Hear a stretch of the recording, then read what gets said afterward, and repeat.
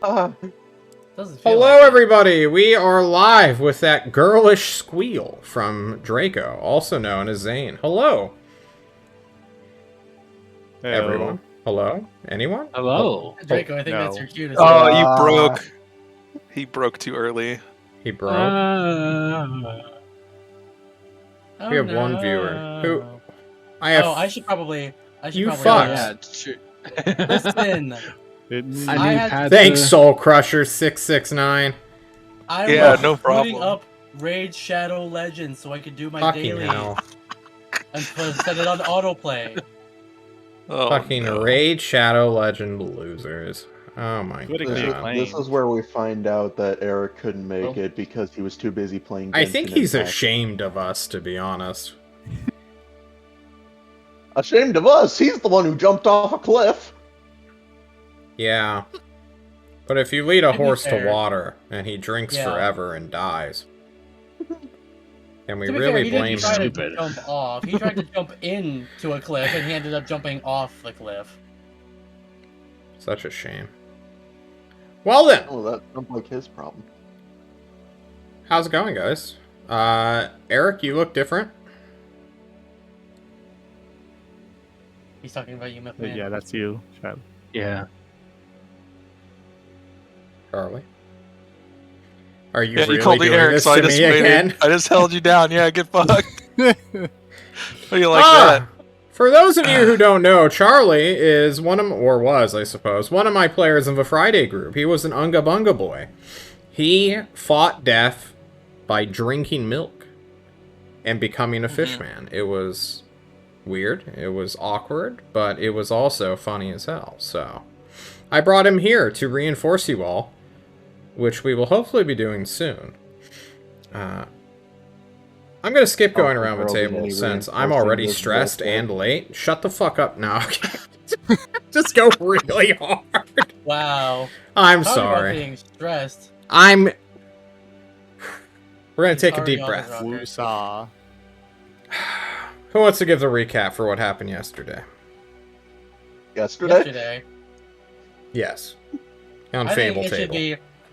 it should be none other than the man, the myth, the legend, the man with 2 joints in his arms, and newfound friend of De La Ponche, Mirth. Mirth. You double jointed fuck. Well, I was volunteered unwillingly, but sure. Okay, we were... What did happen last Oh god. last time? Here we go. Last time on City States of Klovisa, we finished our talk with the in the Gilded Glade with a blood moon looking vampire, and when we went back home, we kind of got a talking to us, and kind of told us, no, you probably shouldn't reveal yourself in the crowd full of people by doing spell casting. Yu-Gi-Oh! And afterwards, we finally did a meeting with the great and powerful War Master, which I am going to be giving her all the praise because I don't want her to kill me and take me to her nest. Are you afraid? As you should as well. I am, but not Mirth. Okay, cool. Just checking. I had to clarify there. Besides that, we went to De La Ponche, which seemed to be the most powerful and greatest of the citizens here, in that they look and sound exactly like Mirth does in his own head. And they have a brotherly connection that won the heart of De La Ponche, Sure. in regards to a promise to punch the Archon in the face. Indeed. I have written in my notes that Gizier has signed onto the disco team's agenda at the cost of requiring to fight the Archon. So if you Yeah, can that's get not him bad. that, he'll do whatever you want.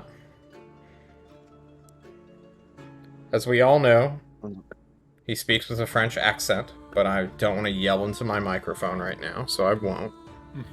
Oh, And I think we ended off on that double natural 20 handshake. Mm-hmm. It was brotherly, it was orderly, and it was amazing, to say the least. As real men, you'll figure out the details of your agreement later. Who needs to like get a written contract or anything like that? You've shook hands, and the handshake matters. But Yugu, it is Yugu who I will never get tired of that one. Who Migu. hears a rustling sound outside of your trash can. And Charlie, I hope you're ready to roll with the punches, because I'm bringing you in here quick. Bye, followers! Oh, See hell you yeah. later! I would love to. You're banned. Alright. Oh, I thought you said bye as in like goodbye followers. I was like, what? I've only been here for 5 seconds, man. This is the end of his streaming career. See you later. Ugh. You're snap back. him out of existence. Mr. Yugu, you are in a dumpster that you have summoned. It is empty. I believe it's clean. And you hear this rustling, like right outside the door, as if someone's about to open the lid and throw something in. I'm just gonna keep sitting down in the dumpster and hope Okay. whoever looks inside just sees me and leaves. Well, Charlie, whose nameplate for your character I do not have, Uh-oh. Uh-oh. I was gonna do your introduction a little bit differently, but then Eric decided to fuck us all by not showing up for the second time in a row. I'm sorry. It's not your fault. I don't think so. He has anyway. to do 2 recaps in a row. Oh, I remember your name now that I'm looking right at it. Yeah. I changed it in there to make it easier. Wait, hang on. I see. Oh, it is. It's way better. Oh, that's much better It- than what I thought it was. It is way better, Dale. Yep. I thought it was Nate, Huh? and I was like, I hang out with a Nate every now and again, and I can't have this because then when someone will say Nate, I'll stupidly be like, what? Dale, as you open up this dumpster, you looking at a note in hand, getting an address to where the team you're supposed to be keeping an eye on is currently located. What does Yugu see as you open this trash can that is clearly not supposed to be in this alleyway and has a big T emblem for Tolst, which is the one Yugu knows best? So you see this guy with like graying black hair with gray eyes, and he's like 5'10" or so. He looks like he's getting older, and he just like peeks over the edge and looks you in the face and goes, "Kalu Kalay, how are you doing today?" Fuck. If you look in God the damn it, there's Sanders, one in the party now! that's way. You don't. I'm just hiding. Are you with one of the group of people I'm supposed to be hanging out with? Oh, did you? You're from your visitors from out of town. Yeah. You helped the drowning person, yeah. I may have like knocked him out a little bit. You know, it was a little rough. You know, he was panicking a lot. We have a very quick flashback to a very happy retiree fisherman who suddenly pulled up a net where a person came out, started thrashing around, and then Dale had to step in with a cross counter. We have later, well, you guys will find out after a brief time skip that your friend in the hospital, Mr. We're not going to actually say his name, has pneumonia, and he must recover in bed since. Ugares does not have a Lesser Restoration person on hand to cast Lesser Restoration. They have antibiotics. We don't have a lesser restoration Well, person they- either. True. Yes, but we're you not do. going to talk about Nav. He's not going to help you right now. Oh. Yugu, can you please describe what you look like, just for Charlie's sake of mine? Yeah. So currently, I am a navy blue like oddly very Oh, navy yeah. blue from like head to toe. It looks fake almost, but a smaller 5'7", 5'8" lizard person. I think we're wearing just a regular clothes. So I should be in a red robe with sleek black gloves, hiding in a very, very clean dumpster. And you notice when you touch it, it hums a little bit. Singing dumpster. Holy shit. Yeah. Am I allowed to wear armor in this place, or would I get in trouble? People would give you the, like, eye. Be like, why are you wearing Okay. fucking hat plate, bro, or plate mail? Like, what's going on here? Oh well, I have chainmail. You know, I'm cheap paladins. True. But yeah, You're looking for. I'm hiding, so if you could close the lid and go down the alley that way into a little. I'll use telepathy, be like, hey, I found the guy who saved Nav. He's here with me.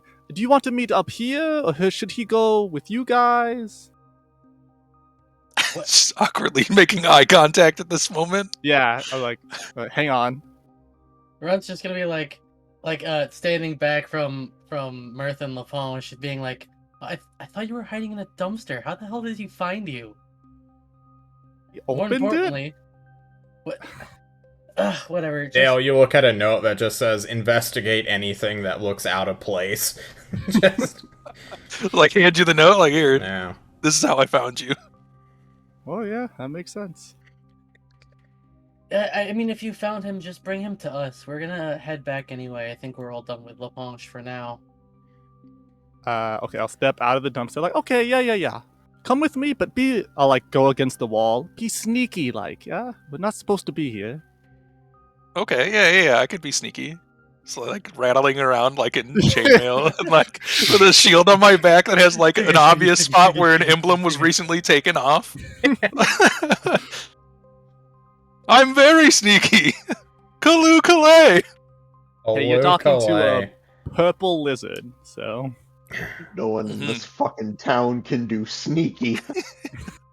True. Scared. You all can regroup. At one point, you guys will be spotted just by some, like, local groundskeeper who'll be like, Kaloo Kalay! Raising his hand to you, Dale. Oh yes, Kaloo Kalay. How are you doing on this fine day? I'm doing great! It's so nice to see! And then he, like, notices Yugu for the first time. And then he, like, kind of trails off and he's like, I've got to get This back is to my- work! This is my adopted son. Is something wrong? No, of course not! Thank you, Kaloo Kalay. Kaloo Walk away Kalay! from him. He shakes your hand and gives you the Ugarestian handshake of friendship. Oh, absolutely. And then he kind of, like, gives Yugu the side eye and, like, goes back to raking leaves in a small tree. You know, we may have lost our person who could act as a stand-in for being human. Now we just have an actual human. No, Oh, just mostly human. I'm a variant human. I'm sorry, guys. I failed you. Oh, that means you are Oh. human then. What You're does the your bad variant human come out as? What's a variancy? Oh my good. What did I? It should be relevant to what I first take, right? I think he has like, there's something weird about his legs, right? Oh. Because I took like the mobile feet, so maybe either his legs are like slightly disjointed on the bottom, kind of like almost like You have, like like, a dog's physical foot almost, mutation something like almost. that. Yeah. Yeah. You know, from like 10 feet away, it's not noticeable. Especially with like clothing and if you're wearing like shin guards. If you take those things off, people are going to be like, what the fuck? Just like, there's something Yep. off, just a little bit. This is why I don't go to the beach True. often. Ugarest. It's like 90% beach, too. That's really, that must have been a hard childhood. Not to bring up childhood trauma too soon in the stream, but you all convene with one another where you get to meet this level 1 looking paladin ass, like, look at this guy from Ugarest. Wearing chainmail with a shield He looks like an adventurer straight off, like, the boat. He Guys. looks kind of like me before I got swept away by a flood. Yeah.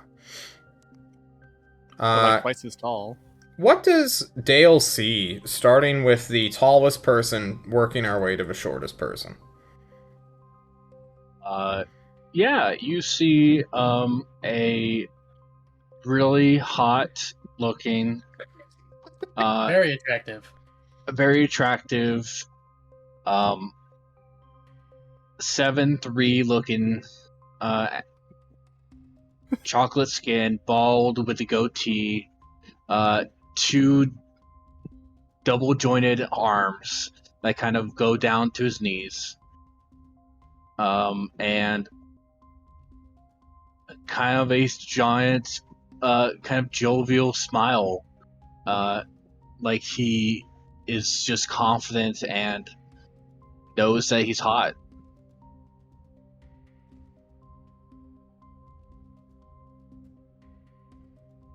Dale, this is a weird Yes. looking man. he You look has awfully a little, warm.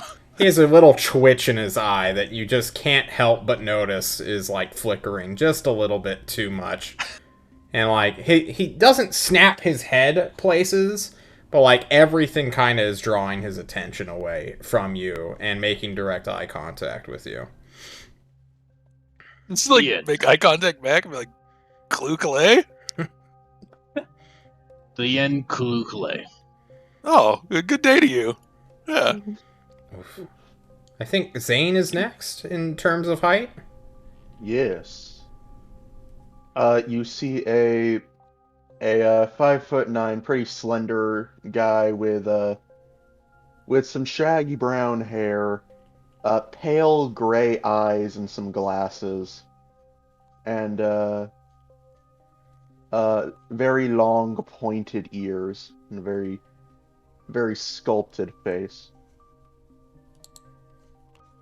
Currently wearing a green cloak around himself. Mm. Does that leave me? Since we already went over Yugu? I guess so. Alright, and kind of in the middle of these three figures, as Yugu's standing next to you, you see, at first glance, what appears to be an actual child. Something that is, like, probably about just under 3 feet tall.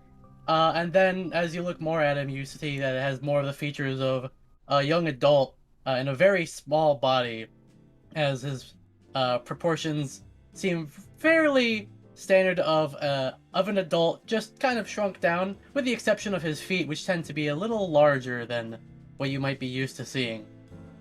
He has a facial expression that always seems inquisitive, as though he's constantly asking questions without speaking them. And he has curly brown hair, which seems to be spiked in several different directions, as if shocked by lightning. And he's wearing very basic, common Ugarestian clothing, which seems to be outfitted with rather basic colors, some light browns and grays and lower hues. And he just kind of folds his arms as he watches you walk up with Yugu, declaring that you are his adopted father. He raises an eyebrow. Blue Calais. Hello, Calais, all of you. How are you doing this day? Huh.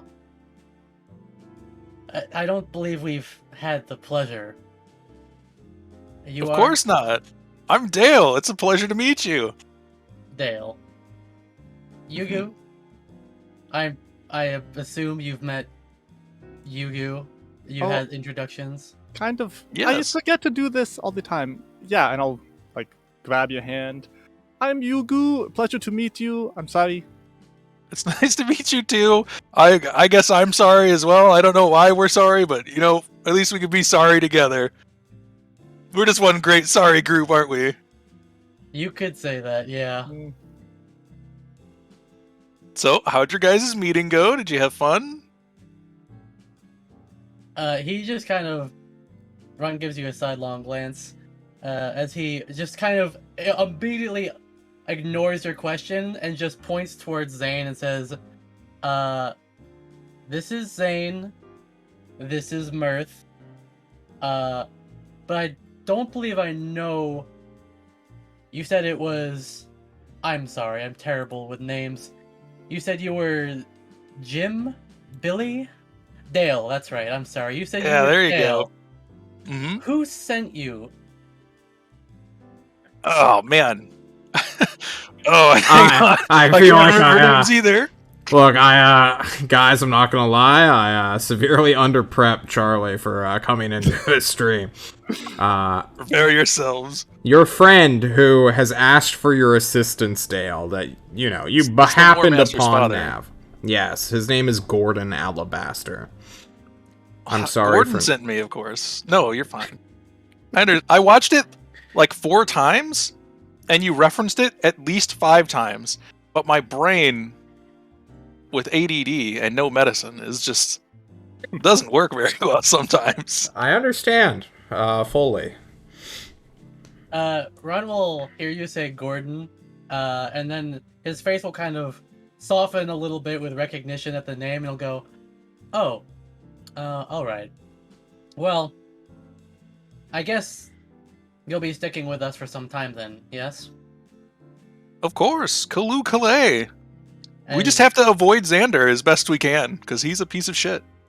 that he is, but avoiding him may be the opposite of what we want. Oh, well, As we've come I to always call just him, smile at him. as we come to call him, he is our hate shield. We just send him in a direction and attract all of the attention, and then we go and do what we actually want. Oh, that's a very good plan. Everyone hates that motherfucker.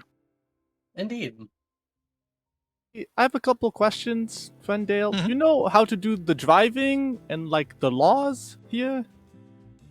Yeah, of course. Okay. Did no one give you guys the pamphlet on how to drive an Ugarest? I We don't even did know how to drive not a carriage. get a Oh. pamphlet. So congratulations, Dimbo. You are now our brand new designated driver. You just call him Dimbo? Yeah, Thank you, My- Turn. I appreciate it. the whole bit's gonna be that I never intentionally get his name right. It's Oh, rude. that caught me so off guard. Oh, is it because Nav was a himbo? Is that the... No, I just wanted to come up with something that had D, because it's gonna be like slowly and slowly it's gonna get closer to Dale, but it's never actually gonna be Dale Okay. again, ever. I can't wait That's to perfect, see actually. what that's gonna be. Well, you guys still have Xander loose upon the city of Ugarest, giving you a great distraction. However, Gizir has been found quite early. You were expecting to take like the entire day to find him, and then he just seemed to be pretty amicable with Mirth. And under the course of like 2 hours, you've basically just done an entire day's work. So my question now is, what would you guys like to do as you all set out on the 10th of Winter's Warmth, also known as January? Well, we were going to do the letter delivery to Red Moon in the Yep. afternoon into night. But now we got like a good 7 hours before we got to do that. Yeah. Maybe I we mean, still go to Stormsbane? yeah, Just look around? we could scout around the area and get more familiar with it. Use the time to do that. And not actually talk to her today, just kind of see what the whole vibe is around her area, so Oh. we kind of know what we're getting into. Did we ever get a response? I know Boga said he was like still thinking about a meeting. Is that the last? That's We still heard in the from works, him. I think. It's still in Hasn't the been works. It hasn't been decided yet. It wasn't a hard no, which is what we learned. It was a very vague maybe. So Yeah. yeah. Well, We're gonna go check out the general area outside of the airship manufactory. Basically as close as we can get without, like, trying to trespass private property. Sounds good. You are going to have to take quite a bit of a walk, or you could try to do some sort of public transportation thing, but that's gonna be pretty, like, noticeable to the general public. Yeah. That or, well, shit. Mr. Dale, are you a registered self-driving male here in Ugarest? Of course I am. Do you have enough room to fit all these people into your vehicle? Most of them. One of them could fit in the trunk, though. Two, probably. Two of them are fairly short. Sure, you I'd could say we stuff easily Yugu put in there. Yugu and Runt in the trunk. Mm-hmm. And Yugu seems to like small spaces. Is it car or is it truck? It is a car. It is not a truck at all. It's Imagine like, the most fuel-efficient vehicle that is run by electricity. So a smart car. Yeah. Yeah. Is So what there happens two is we- rows of seats? I'm like, Dales goes, I can drive us there. Come on, let me show you my car. And then we get there, and I put my hand on Runt's shoulder, and I say, I'm sorry, Runt. I don't have a car seat in the back, and they will pull us over if they think there's a child in the back, so you're gonna have to be in the trunk. He just I kinda- know you're not a child, but everyone else thinks you are, because From a distance, there's not for many of your sure. people around here. I'm sorry. He sighs and then just Oh, and nods, acknowledging it's not the first time this has been a problem. And then he just kind of gets in the back of the car, in the trunk. He kind of like hobbles a bit, like and then he just launches himself. It's actually shaking the quite whole car. comfortable for you, Runt. But as Yugu, are you gonna cramp her in there? Scamper? Like, you could get in there too if you want to. I mean, otherwise you might have to sit in Mirth's lap. I'll get in the trunk. Okay. Okay, perfect. All right, don't worry. I won't hit too many bumpy roads. As the trunk closes with Runt and Yugu inside, you hear a muffled, like, yelling almost, like, Yugu, I swear to God, if you bite me like you bit on that box, I will stab you before we get there. No, I'm busy. Is there any light in here, or do I need to make a light cantrip? You can make I a want to light write a cantrip. note. Yeah. Okay. All right, so you're gonna you pull out your ink and quill as everyone gets in. Dale's gonna be so mad. No, it's fine. It's fine. The I ink find will the never bumpiest come fucking out. roads. The Okay, bumpiest fucking roads. I'm imagining like a Mini Cooper. So like you have, so there are 3 people in the front. When there is 2 back seats, a passenger seat, and a driver's seat. So, like, Mirth is just stretched out in the back with his legs coming up to his chin. We have Zane sitting pretty comfortably in the passenger seat, and Dale is driving. Then you just hear in the back, "Don't fucking touch me! What are you doing?" Ink is Hold on a bit. plain. It's shaky. Like, look for speed bumps to hit, like, Yeah, 15 or Dale, 20 miles an hour. Like, yeah, exactly. There's like a railroad track that you just speed through and boom, boom, boom. Get some air. Yeah. You guys will hear on the radio, except for the 2 people in the back. You can ignore all the scenery that I'm about to describe.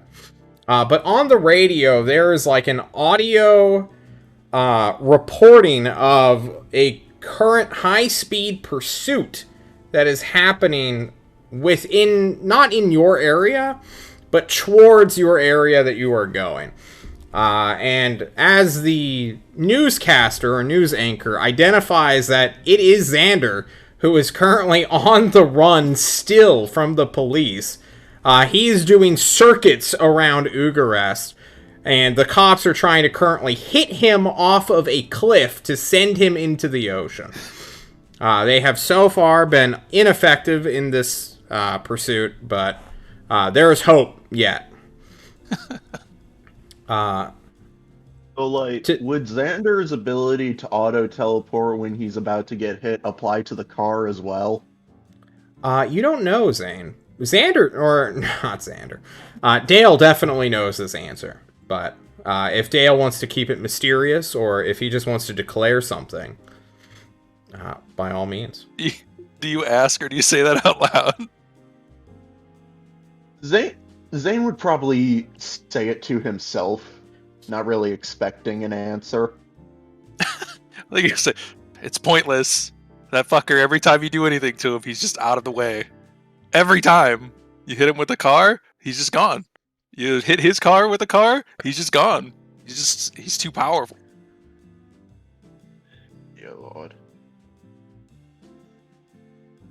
It's awful.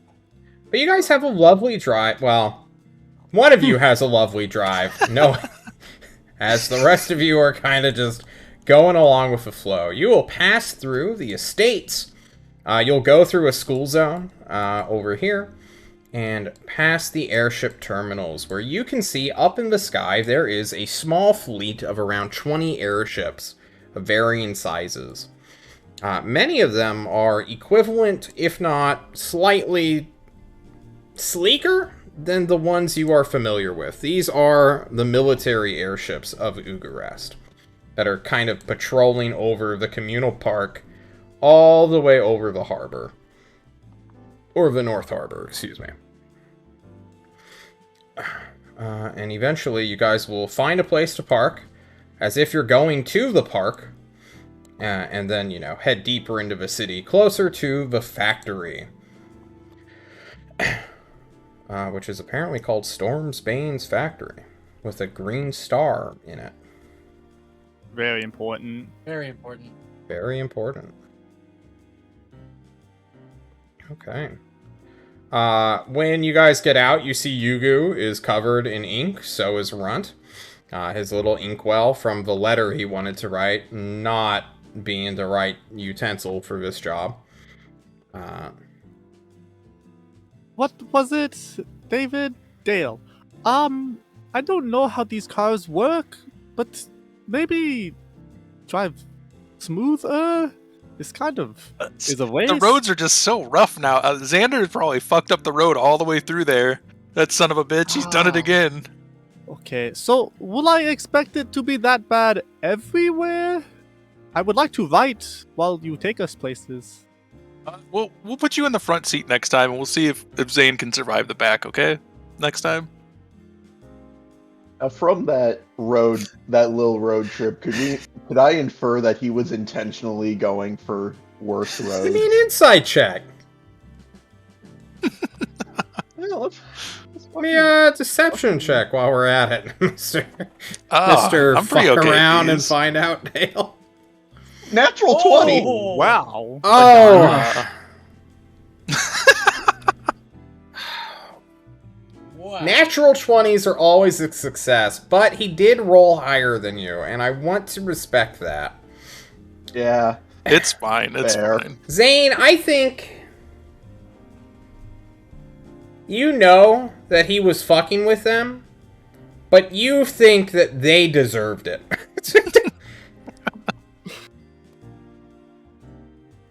I think Yugu deserved it. What? You didn't do anything though. Or Yugu. This is punishment for the stunt back at the archives. There we go. Does Let's it- introduce some spite to the party. If you, Pit you if guys look at against each Yugu, other. so Yugu's covered in like ink now, right? Yeah. Does it look any different to his blue scales, or does it just Yeah. like blend in with it, or? Well, it's black ink on blue scales. So, Oh, perfect. Yeah, excellent. if anything, he looks a little bit more defined. Because, like, some of the paint his blue scales look a little, not weathered. Very Excellent. pristine. Like you just played a figurine. Okay. Well, as you guys start to investigate this factory, I want to ask you guys how you were going to go about doing that. Are you just planning to skulk around, look at, like, the perimeter, or what's the deal here? My plan was to just kind of walk around and see, basically observe other people and see like how they reacted. Like if anyone would walk up to, say, like if there was like a posted guard being like asking about, hey, where's like the airship terminal and blah blah blah, and find out like if there are pamphlets or like information that we can get without having to talk to people directly. Okay. I wanted to do something similar.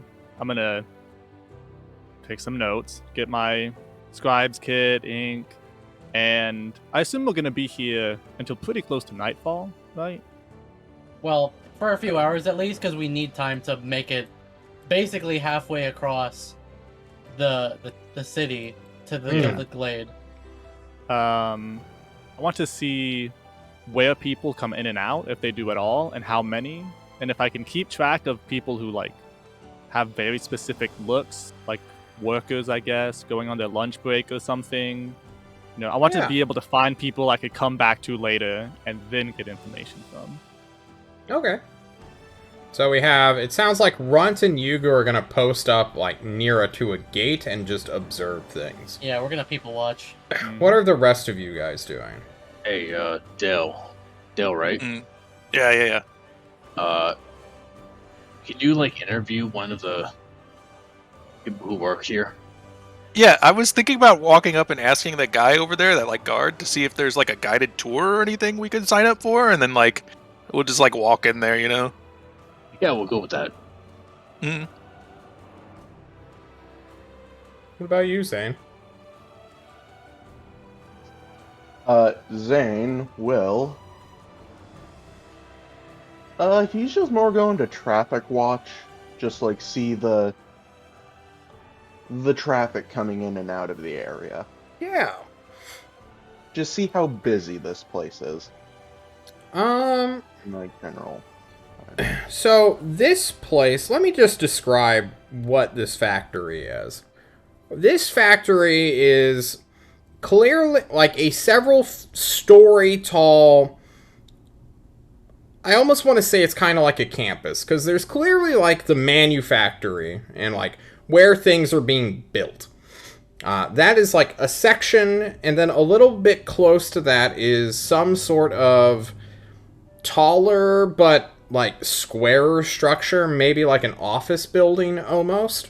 And then there is like almost like a runway where it's just a pure flat field. And that section is sort of just fenced off with some like people patrolling around it. There's no like high structures, no towers near this clearing that is made out of like cement and steel. The other buildings are more like walled off with stone, even some barbed wire, and it is by no means an insecure location. There are like armed guards at every single gate. Any car that is coming in is getting searched thoroughly. People like that. There are dogs. There are guys with mirrors to look at the very bottom of it. This is like, honestly, compared to anything in Klovisa, this is like more secure than the Tyrant's Court, who is a world leader. That guy has like a decorative lava moat and like a iron wall. That's cool, but like having 50 armed guards like truly patrolling around that you can just immediately eye, that's a force to be kind of reckoned with if you're like an adventurer shitter trying to break into some place.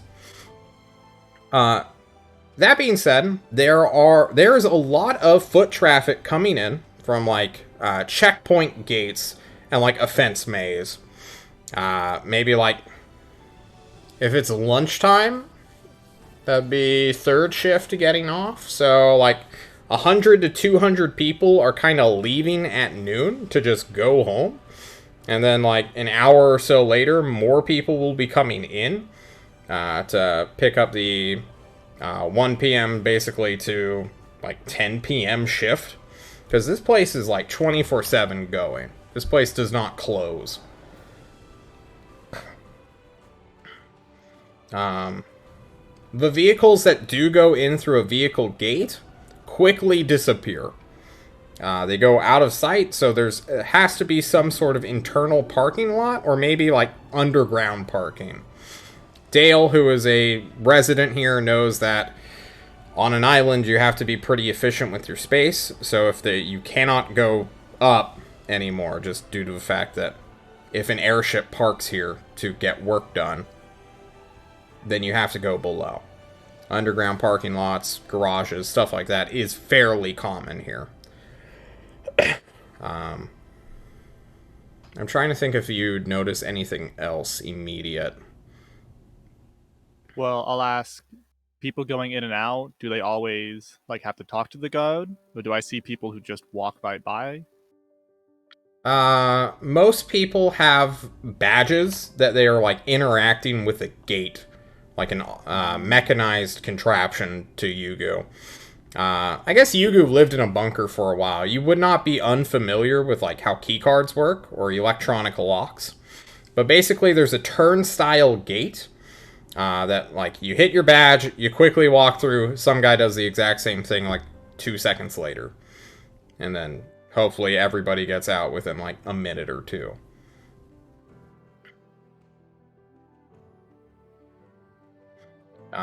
People going in sometimes get called out by the guards, and sometimes this is like, hey, we're doing a random search, to, hey, you look kind of sussy, to a full-blown like, haha, what's going on, man, situation. Because although they are guards, they're not... If you've been working at a place for like 20 years, you get familiar with the faces.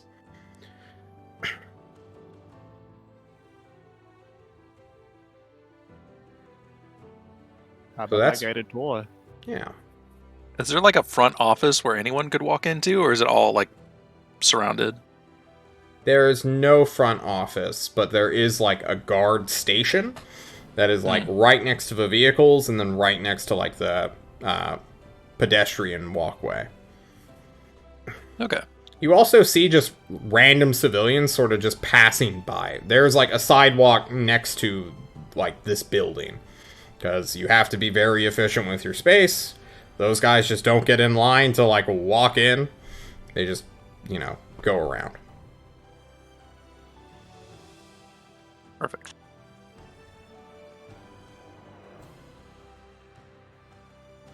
Okay. Well, Runt and this Yugu, could probably and be an important question to ask. Any demi-humans going in or out?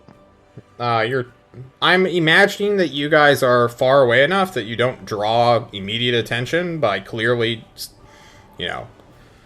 looking at this place for criminal intent, right? For hours. Yeah. Yeah. So you're Criminals too are far harsh away word. to make out any detail.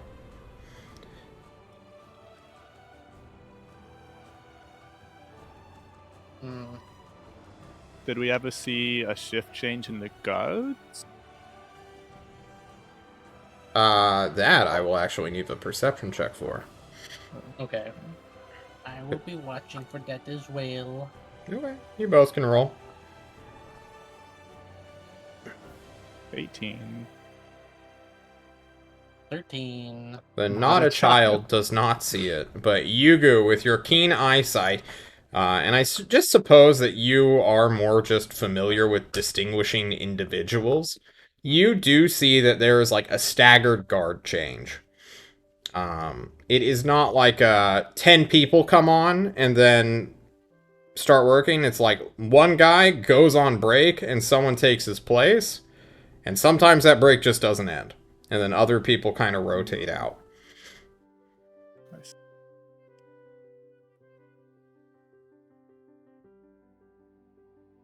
So, Yugu, what do you think? I don't know. How do we plan on getting inside, if we even need to get inside? I feel like with all these people, I do not see an opening when no one is looking somewhere. Either we get in here officially with our good friend, or we need to find them when they are not here at the factory. I feel like the second option is far, far, far easier to accomplish without repercussions. And the problem again then comes to, I guess, we just the biggest and easiest thing we need to figure out is how do we get a hold of someone. It doesn't need to be Stormsbane, but someone who has some decent authority with this place. I was trying to watch the gates and the guards. I did not see anyone who looked really important. It seems like everyone is just an anyone. Maybe if we got closer, I saw them using badges to open the gate. Maybe some of them are special, different colors, or maybe they have cool name tags on them. To me, it just seems like people go in and out. Yeah, the problem is we can't really get much closer without, drawing too much attention. Unless we have Dylan here go up with maybe I don't want to say Mirth, but and I don't know if I should myself go, but I should say that even if we were to potentially find a time where Stormsbane wasn't here in this factory, we don't know what they look like. Well, we know she is a lady, and probably she will have a lot of guards. She's very important, military person. Anyone watching the cars come and go? Were any of them, like, black hidden? Like that big vehicle we took? We talked with the White Maiden? there's something similar to that, I think. But whenever they went in, they just disappeared almost immediately and haven't come back out. And like you said, they're pretty nondescript, so even though they kind of stand out, they could just as easily blend in with the traffic and they would be gone without us even noticing that they were there. Mirth and Dale, you said you wanted to do something, and I feel like I talked over it. I want to imagine that the information I just sort of blurted out to you guys was a part of the investigation, too. So as time moves onward, you guys are picking some of this up. Obviously, you don't walk straight towards the gate, join the queue, and then get stuck at the turnstile, where you're now caught between, 150 people and, a wall of guards. So, what do you two do? I think Dale, he'll before he gets anywhere near that, he'll step into an alleyway and cast a spell. Okay. What spell do you cast? He's gonna cast Enhance ability on himself. Oh, very nice. I think that links it. Yeah, there we go. Oh, we got 2 people with Yeah, the greatest spell for talking to people. And I will cast Eagle Splendor on myself to give myself advantage on charisma checks for the next, hour? Yeah. Perfect. You concentrate on the spell. Mirth, are you sticking close to Dale here, or are you more with your other friends? When I see him moving into the alleyway, I'm not going to follow him, but I'm going to stand in front of the alleyway and kind of slink into myself with my cloak. Just kind of seem smaller than I actually am. Yeah. While you're in that alleyway, kind of covering, can I get a perception check from you? Sure. One of the things that I've found that I don't do often enough is sporadic. Okay, skill checks. Jeez, that's a 24. That's a good one.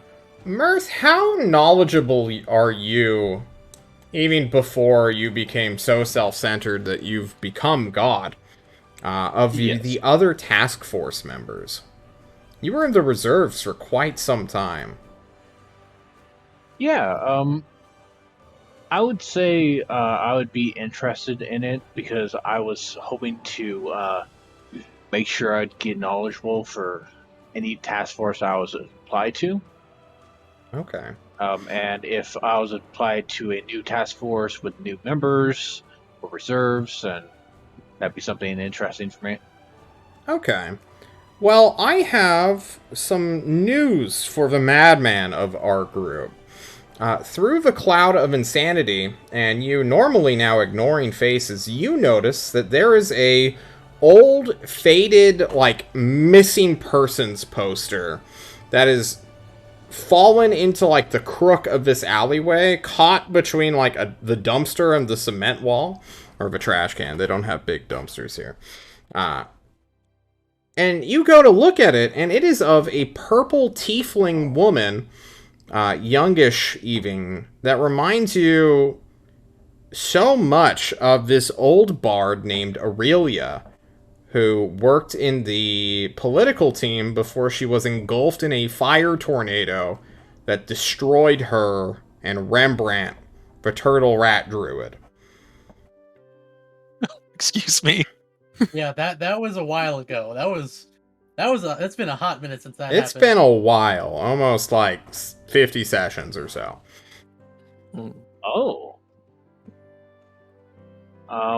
So is it just resemblance, or is it kind of like, is there a date posted on this poster? Do you want to pick it up? Yeah, I've been down and pick it up. It's not that hard for me to do. Okay. Dale, you look at your friend digging through garbage, par and parcel from these outsiders, you believe. Adventurers, they go hand in hand with just looting random shit they find on the ground. But Ooh, he found a nickel. yeah, as he picks up this like old raggedy like poster board, really, just sort of crumpled, he unfurls it, reveals this picture of a purple-skinned tiefling woman, clearly a demi-human, that says missing Aurelia, and then it gives the date of I want to say summer of 79. And it is 81, so this poster is almost 2 years old. Or a year and a half old. Is there contact information? Like there who I is should contact? indeed, yes. It says, please contact Dr. Misery. And then it gives a just contact information, like a phone number.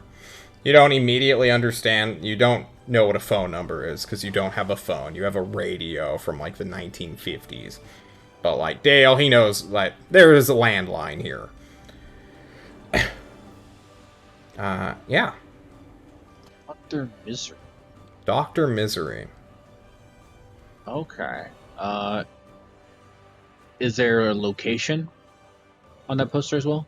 No. Okay. Dale, you can give me a history check to try to know who Dr. Misery is. Which, Yeah. you should have done the intelligence one. The intelligent casting paladin, yeah. You've no idea. It sounds like a comic book villain. Yeah, if you show it to me, I'll just say, do you want me to show you how to use a payphone? Do you know what phones are, son? You ever heard of a payphone before? You guys have phones? Of course I would know. What, you guys don't have phones? Okay, alright, well there's one over there, so you just go ahead and use it, okay? Alright, I'm gonna go talk to the factory guard now. Merc, you head to this glass booth that you can barely fit in. Yeah. Like, you need change. Here, have some change, okay? You just put this in the little slot, and then you push the buttons in the order that they're on the paper. I know that. Yeah, then you definitely pick up the thing and you listen to it. Of course. Hmm? As I pretend to know what I'm doing, start dialing the phone number. Yeah. You're gonna spend some time learning to play with this thing. Because John has used a payphone recently, and it was a nightmare. So I want to hit up Dale talking to a guard, and then we'll jump back to Mirth, and then reconvene the team. Yeah. Still just like walks right up to one of the guards. I'm sure there's like guards on the other side of the fence to be like, Yeah. hey, Kalu Kalay! Kalu Kalay! Hello! I have a question for you. I was supposed to do a guided field trip over here with a bunch of really weird-looking children. Oh! Yeah, sorry about like the sword and the armor, but there are these weird priest guys who they worship some kind of light source, and they really hate children that look not human, and they're mostly not human. It's from a special school. Oh, one of the demi-human outreach programs. Yeah, they're one of them was really interested in seeing like the factory, about how great the military is, and how amazing the point up at the airships, that kind of stuff. Well, you're gonna have to call our human resources department, sir. I'm just a lowly guard. You guys don't just have guided tours or someone I could talk to, or? No, unfortunately not. Well, I can... Here, go to the main kiosk, he says, and he will get on his little radio and start talking about this guy who is asking for information about a random outreach program. Yeah, I'll go over there and be like, thank you, Kalukale, I appreciate it. You seem very friendly, and he has no reason to doubt you. And you also gave him the universal sign of friendship and trust, which is Kalukale. You head on over to the kiosk, where you will have this conversation like 3 more times. When you will be invited inside the factory. Not like the manufactory, but like just into the little area. Like beyond the first perimeter. In the campus itself. Mm-hmm. Yeah. We see this, absolutely. Right? Do you have any weapons on you? Yeah, I have like a longsword, but I'll hand it over like once I get through the gate. I'm like, here you go. What an archaic weapon. Sir, can I interest you in a firearm? I mean, ooh, can I smite with one of these? No. Of course not. I'm just kidding. Eventually, you will meet a person called... I don't even know. I guess Feist. We'll call her Miss Feist, who will show up from the actual HR building itself, the big office building. Greet you, say she is the chief of human resources here at Stormsbane Factory, also known as...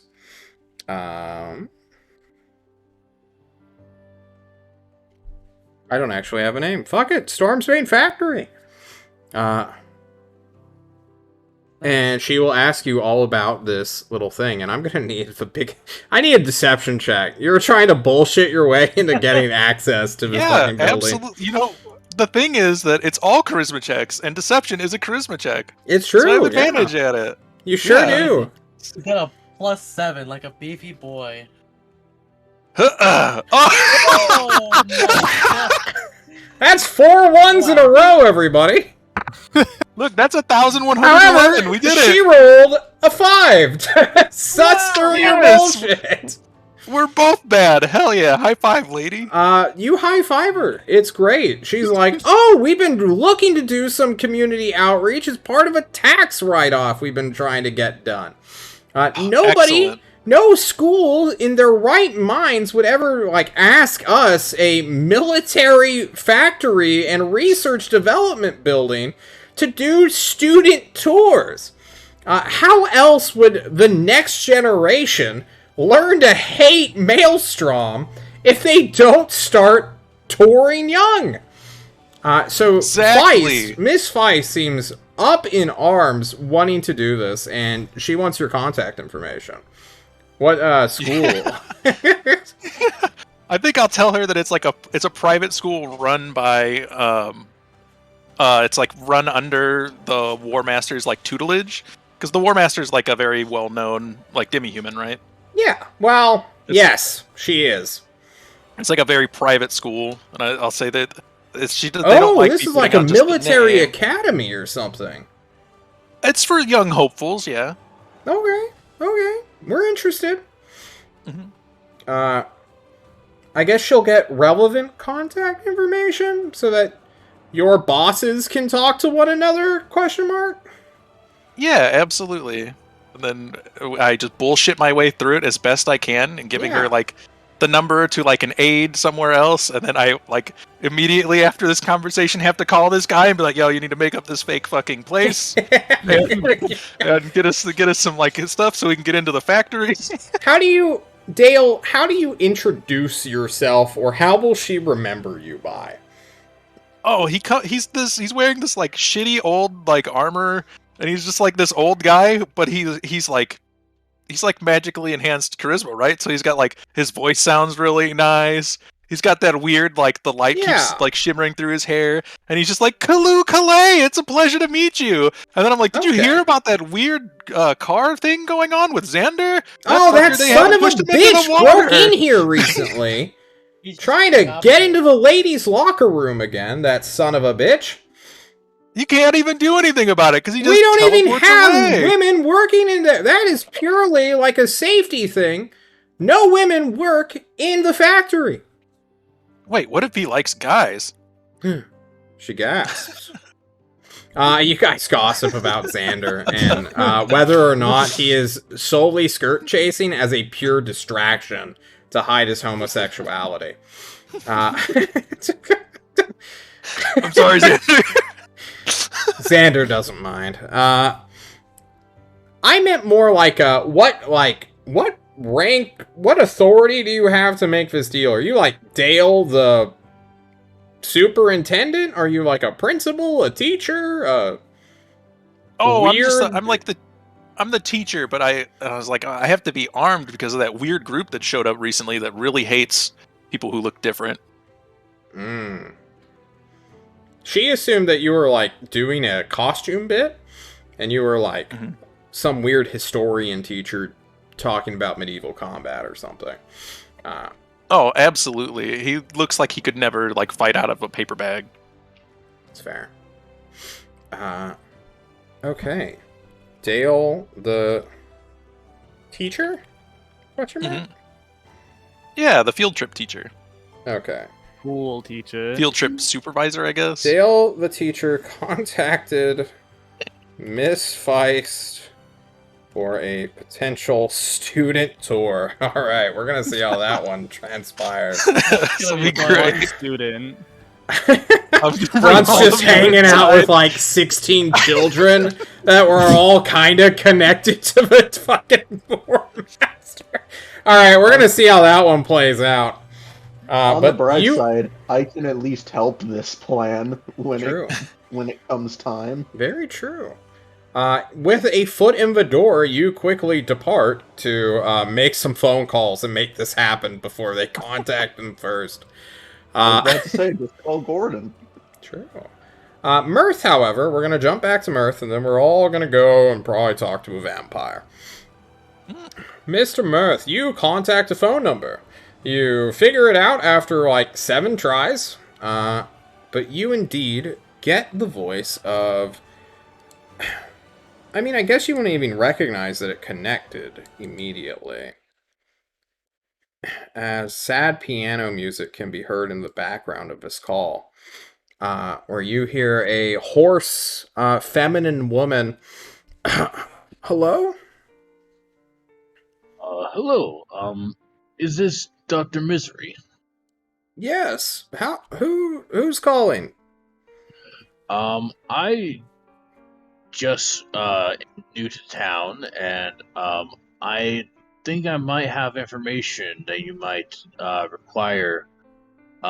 Information regarding a missing persons case 2 years ago. Oh! Hang on. There's like a ruckus throughout the thing. It's as if this person just woke up. And after a moment, you hear like the scratching of a pen. It's like, yes, who?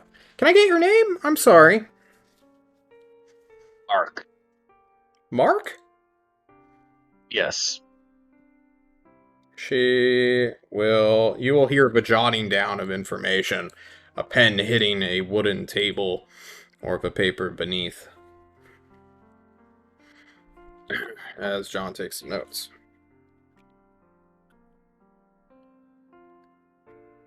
How badly are you going to shatter this woman's dreams? I'm so sorry. You said Mark. Mark, this is about Aurelia, right? Yes. What can you tell me? I have some news, regarding their whereabouts. am new to this place, and I don't know how these. I know how to work, but like, I'm not. Could I talk with you in person? Uh, uh, yes. Are you free tomorrow? I should be.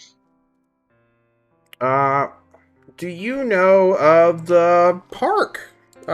Just the communal one, the one where everybody goes to, away from the War Master, the other side of the island. She's Yes. describing like 500 feet away to you. Yes, I think I can find it. Okay, meet me at the North Tower Plaza at like noon? Is that okay? Yeah, it works for me. Okay, should I? I'll be the one wearing a big yellow hat, she says. Okay, and I will be the weird one that's tall. Oh, okay. Fuck you, Charlie. You think I am not reading chat? You're welcome. You're welcome. She Anytime. quickly hangs up, and then,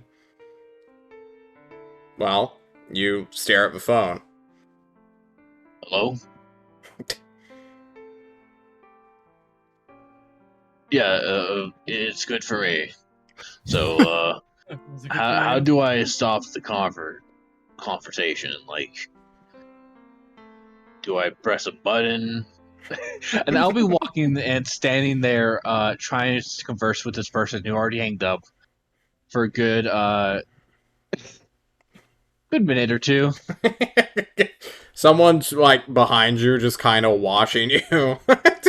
Just like, come on, man, I need to use the payphone. These are supposed to be 3-minute calls only. What's going on?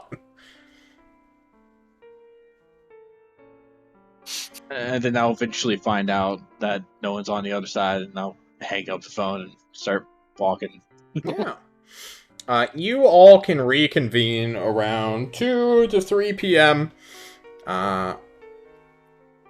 Having sussed out some information, and Dale coming back with incredible news. Oh, hey guys, kind of bad news. I accidentally signed us up for like a guided tour for tomorrow ish, What? and yeah, it just kind of happened really fast. Wait, It is was that real weird. Jimmy, how could you do this? It was like this. You go, Kalu Kalay, how are you doing today? And then they say it back, and then you ask and say, I'm helping these poor unfortunate children, and you could have a tax write-off. And they said, come on in. What is this about children and taxes? What? You guys are all really ugly children to them, so you just pretend to be children. Okay. You do realize that the... I guess you don't. Us are invisible. We don't want to be seen by anyone. What you're proposing puts us in the most conspicuous place seen by the most people as possible, in a place where we are actively lying and deceiving them, and if they find out, we are going to be detained. And more people are going to know about us, and more people are going to question us, and wondering, why did we lie to them? Hey, this guy isn't actually a child. What's up with that? You realize how bad this is going to look if anything goes wrong, right?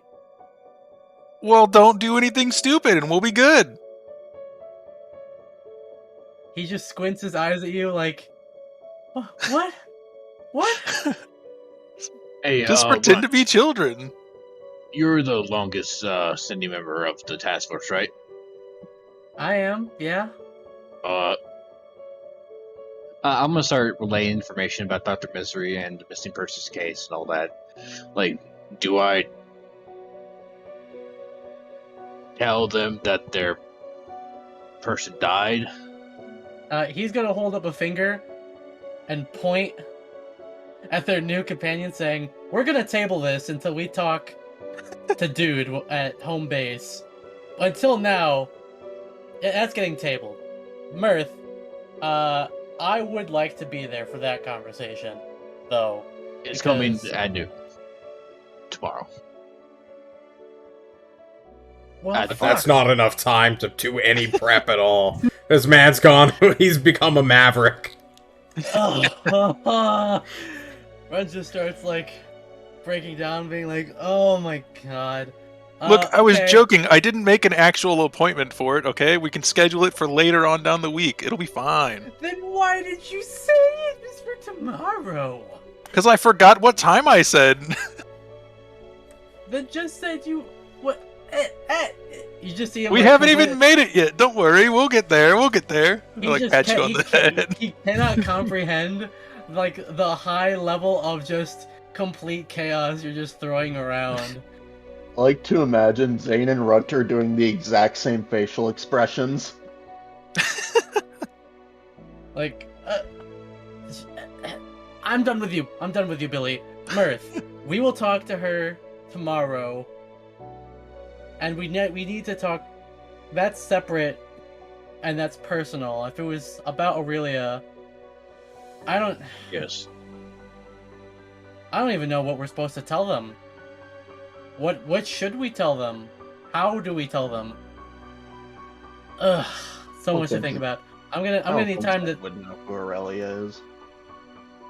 Sorry, Mirth? Or Zane? I don't think Zane would know who Aurelia is. Probably not, no. I don't even think Yugu knows. Yugu, you can give me a performance roll. Okay. Because she used to perform with other bards and was probably the more sociable one Ooh, of no, all of the... Okay, well. No, never mind. Yeah. Never mind. You were too lonely. Brent just sighs and we'll talk about this more, but for now that's definitely something we should do. We'll meet back where your proposed meeting is. We'll talk about Don's weird plan to, I guess, be children with our boy Gordon, but so much is happening right now. Let's just go to the glade. Oh, right. Before I forget, before we leave, detect magic eyes. Are the walls magical or anything like that? You'd have to get within 30 feet of him. True. I keep forgetting that it's just 30 feet. Yeah, it's not that great. We could do a little walk At around. least I can do it for I guess free. that's kind of weird. Fair. Well, do you guys do that? Do you want to get within 30 feet of a wall as a big I'm blue not. lizard man and a elf? Zane won't get within 30 feet. Okay. Then you guys can start heading to the glade. The Gilded Glade. Obviously, you're going to need to get food at some point. Dale, where do you want to take them to? What's Dale's favorite food? Oh man. Uh-oh. Oh fuck. If there's no kebab shops, we definitely go for like the spiciest food that we can find. Yes, there is a Joe Shab Shack on this country, or like in this no. continent. Not Joe. Hey, I was about to say, do we go to Dick Monald's? Excuse me. What? Is that a real chain? No, No. it's McDonald's, but instead it's Dick Monald's. Dick Mon. Oh, okay. No, why would you go there when you could go to a Joe Shab Shack and literally turn into like a fire-breathing dragon? It is the spiciest food in the world. It is the only chain restaurant that is on every continent.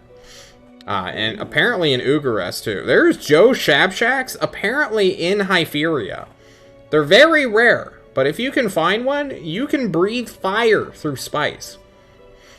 They're in the back alleys in Hyperia. This one is human run and operated, but for most of the ones in Klovisa, they're usually operated by crab people. Maybe there's like a business owner hiding out in the back of a shop, or like fry cooking. But it still has that incredible melt your tongue off taste. Perfect. Yeah. Does anyone want to roll a grub check to see if they survive the spice? I think I'm gonna go for the least spiciest option available. Okay, Which give is me still an going to insight roll. destroy me. Run. Yeah. Okay. You can make the order insight roll baby's seem first this- bite, but Could I Zane order will the go for spiciest? something like 20. all right, Ron, you quickly realize that the advertised food that's the least spiciest is actually the most spiciest. And it's like a prank order that you get somebody. So it's like, oh, I'm just gonna have the baby's first bite, and then like some other tables start like eyeballing you to look at your reaction. And you're like, never mind, I'm gonna change my order. Mirth, give me a you wanna... My fucking camera's freaking out. Oh no, you're frozen on Yeah, stream. I'm trying to fix it. Mine's frozen for me too. I'm having flashbacks, guys. Oh no. Mirth, happening. give me a Constitution saving throw as you order quite literally, quote, the spiciest thing on the menu. On save, huh? Yes, a Constitution saving throw. You Oh +4 shit! that. Oh, you would be within 10 feet of him. Yeah. Mirth, you survive and conquer this massive hot pot dish of random meats that are just soaked in this, like, boiling sauce that is just bright volcanic red. I taste spicier. You have, yes. Zane will get something of medium level spice. Understood. What about you, Yugu? I'm gonna order whatever Dale orders. Dale, what do you order? I get the spiciest thing. I go, I've been eating this for years. It hasn't blown out my asshole in at least 3. Oh, shit.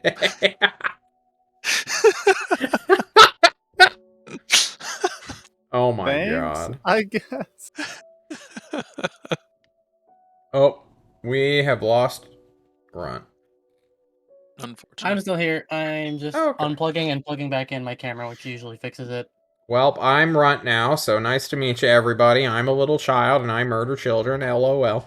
Alright, cool. Oh, I'm shit, the does DM. that mean Oh, I most was of the gonna do a DM now? DM joke.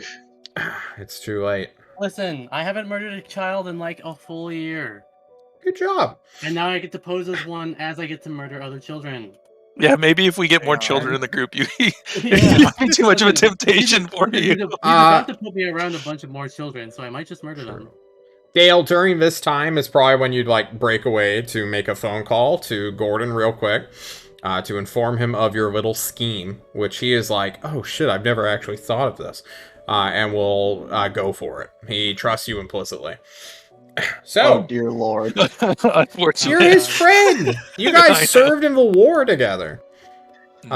Even though Gordon says he's never, he was not in the Navy full time. Guys, he was in the fucking Navy. He's done some crazy shit. Yeah, Okay. Tell us about it. Maybe he doesn't want to brag. Alright, you head on Well, we over thought to the Gordon glade was smart. as the sun begins to set.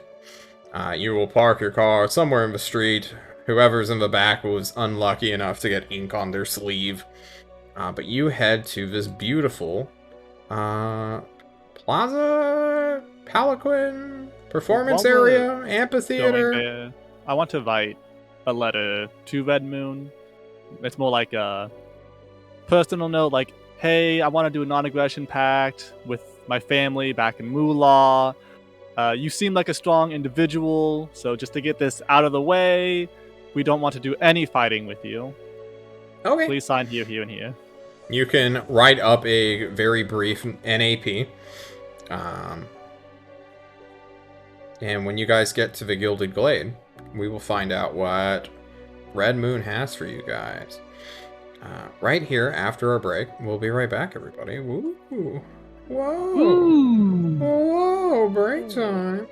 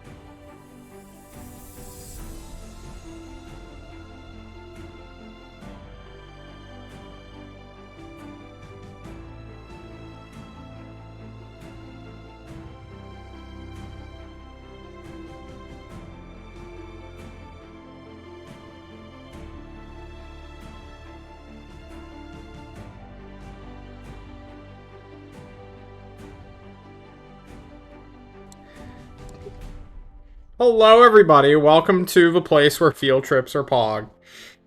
It's your boy, John Dungeon Master. You guys are in the Gilded Glade, and as the night begins to approach, you see, like, 20 teenagers of varying ages, between like 13 to 18, all doing like aerobics and doing like a group exercise. There's one young woman who is leading the hurrah, showing people how to do proper stretches as this night's dance choreography continues. Well, we'll begin, I guess. What do you guys do as you look at a pack of teenagers doing this stuff? I guess Runt will just kind of walk up to like probably around 30 to 40 feet away from the closest, so that way, you know, still giving them space, but trying to get her attention with like a wave. And if she doesn't notice him, he'll like cough politely. Okay. Was the person leading at Red Moon? No, it's not. It's someone else entirely. Okay. Yeah, you still do that. You grab her attention, and she's like, all right, everybody, keep going. And she, like, trots over to you and says, hey, you're a little having misidentified you. But then noticing, you're the Hobbit. He sighs, saying, yes, Kalukale and all that. We are here to meet with Miss Redmoon. Yeah, she told me to keep an eye out for you. Well, a pack of you, and then she, like, sees the rest of your group. Mm-hmm. Okay, you had a letter to deliver? That I do. I would like to personally deliver it if you don't mind. Can you climb a tree? I can climb just about anything. Can you climb yes. that tree? And she points to the biggest tree you've ever seen. And there you find... There's just like... Give me a perception check, Runt. Okay. Runt, as he, like, sizes up the tree, he's like, well, I did climb up a tower that was over 150 feet tall. So... You look at this tree that's easily 700 feet tall. 15. You see that there is indeed this weird little nest that is like one of those underhanging ones. So it's almost kind of like a beehive, where it's sort of dangling down from a branch, and she just points to it. She's like, she built that last night, rather than teaching the class, but I'm sure she's still there. Uh-huh. Runt's gonna look back towards the group. Anyone else know how to climb? I can. Nuh-uh. Zane shakes his head. Runt immediately looks towards Zane, shaking his head. Is like, perfect. You're in charge while I'm gone. No! He dodges out of the way of responsibility. I thought you were about to say, okay, Zane, you can go up with me. No. He's saying, okay, you're in charge while I go. Me and Mirth are going to climb up this tree. Yugu, please make sure Danny here doesn't do anything too crazy while I'm gone. No problem. Zane, you're also responsible for Yugu and Danish here. Kalukale! I like that it can't even be the same name in the same sentence. He knows he's wrong. He just doesn't know the right answer. Alright, come on, Mirth. We've got a tree to climb. Alrighty, I need athletics checks unless you have a climb speed. Both of us have climb speeds. No, I don't. Oh, you don't? He just said YOLO! You're still level 8 monk, correct? Yeah. Alrighty. So you don't have your free walking up tree speed yet. Isn't that? Oh, okay. I'm thinking 9, of the fall. No, that's level 9. Oof. Imagine getting levels. You guys clamber up this tree. With Runt's assistance, the 14 will do it, Mirth. He can create little handholds for you along the bark, and you have big, meaty paws to dig into the trunk of a tree. You get up around 200 feet where there is this wooden house hut, I guess, that is sort of just being suspended. You're not sure how. You don't see anything. Maybe it's the wood itself? But as, like, the sun is still setting over the western horizon, the door just sort of opens up, and you can jump from branch to the doorway. It's like a 5-foot gap, but it's easily clearable with Murph's leg speed and... Murph's leg speed. Yeah. I'll grab Most Runt of each. from across the breach. And, Yeah, you can literally just pick him up and move him. Yeah. Inside, you will find a nice, but still in work in progress house that Ariel Redmoon is working on. You see that she has like full blown like what's it called, sander, like sand tool, like one of the powered ones. It's just battery powered, and she's like, meh. And she like looks at you. Sawdust is just like falling onto the floor. Hello. Hi, he says, trying to speak over the sander. She stops. Miss Redmoon, I believe we've met before. I'm Run. This is Hello, Mirth. Runt. I have something for you from Gordon, and he takes out the letter. Actually, hang on, Runt. You went with Sever to speak with his vampire mom, right? Yep. Yeah, it's her. That's what I was. That's what I asked last time. I didn't hear Oh. you. I'm so sorry. Ugh. I was like, this fucking guy. And then, like, Okay. something reminded me. I think it was... Maybe it was Brood. Maybe not.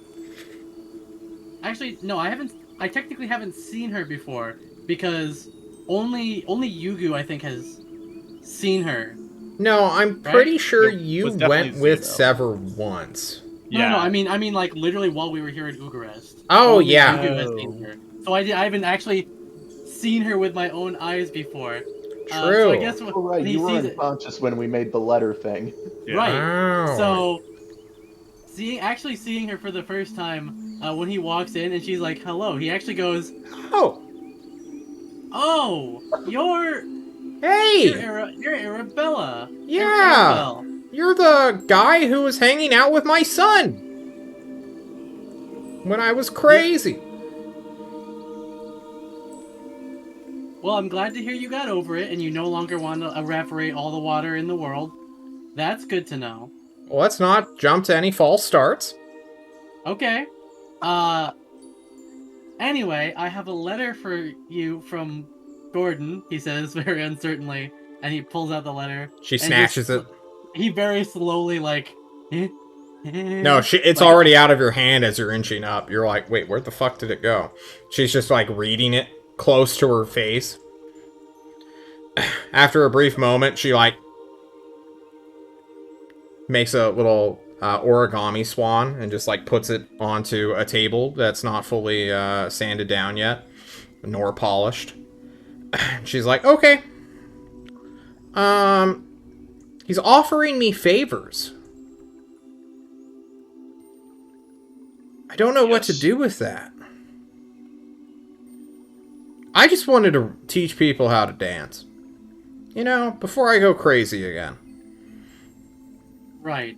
Well, I can say that Gordon is a very influential man, and he sees you likewise, regardless of what you yourself may think in terms of your influence in Ugarist. So he wants to basically do some quid pro quos. You help us out a little bit. He helps you out in the future, gives you something that you might want. So you don't have to decide right now, of course.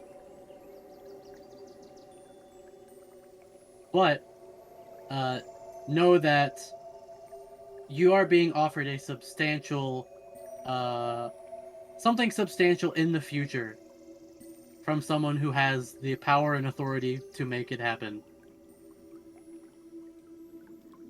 She lets Also, out a when you sigh. like your son to be accepted when he comes here to visit. He will never come here to visit me. I'd go crazy immediately and try to Destroy all the planet's water. Runt literally looks at Mirth like, don't talk about it. No, don't do that. Okay. She lets out a small sigh.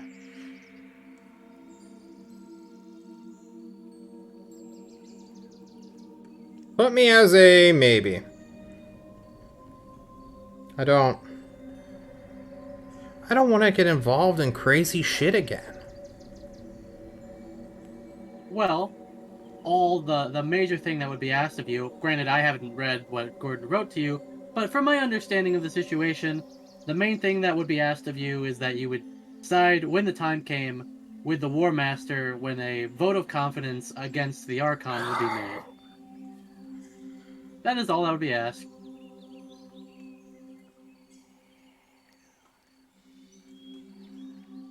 She covers her face with her hands like John is. I don't see John covering his hands or his face. There we go. Nah. She thinks for a very long minute. I'll think about it. I don't have anything I need. He simply nods his head, doing a small bow, and says, like I said, it's nothing immediate, and whenever you do decide, or things sometimes change, and you may need something in the future, and should you ever, know that Gordon will be there to assist you.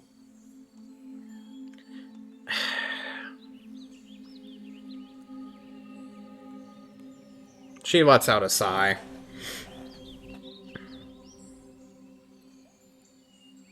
You children with your games. Playing your little politics. You don't even see the real threat that this world is. Fine. We'll talk in the future if something comes up. He does another bow, a little deeper this time, and says, good day to you then. I hope you enjoy your night. You do have a very beautiful home here. I It's a work in think progress. think it'll be lovely when it's finished. And It's then better he'll than the turn- cave house, she mutters to herself. He'll turn to leave and kind of motion for Mirth to be like, well, it's a long way down. Do you need help with the house?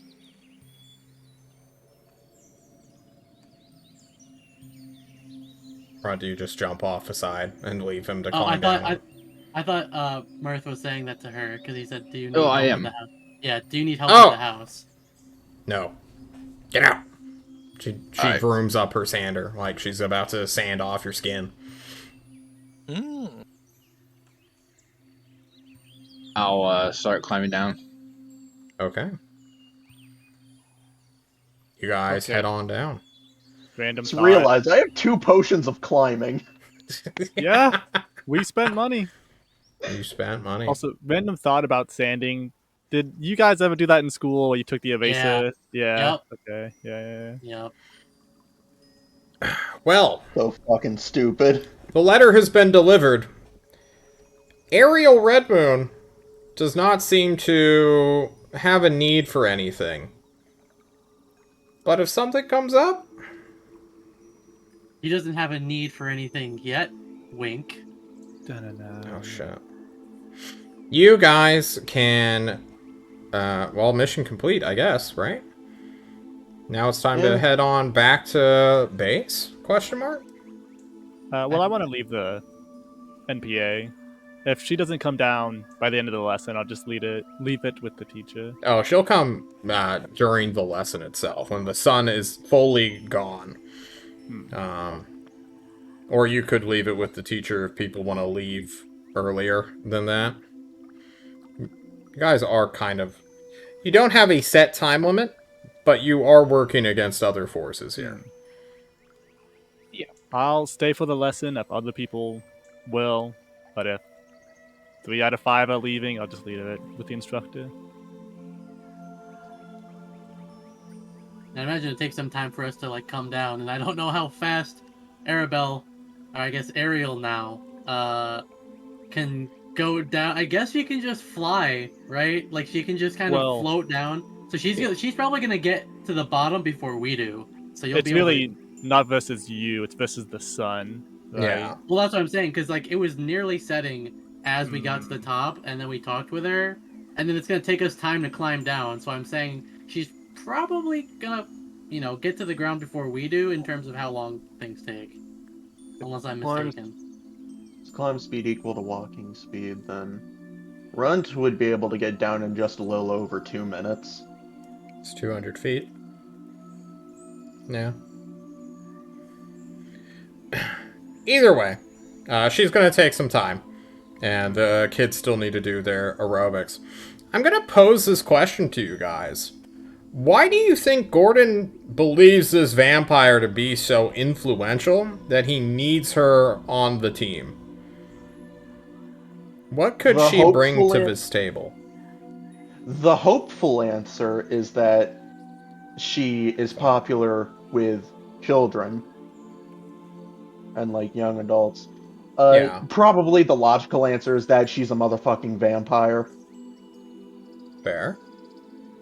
My answer kind of stems similar to that, in that from what we have noticed, all of the moguls have like one particular trait that makes them stand out from regular people, whether they be incredibly wealthy, incredibly intelligent, uh, or I guess in Laponche's case, incredibly convicted to some aspect of uh, Ugarestian society.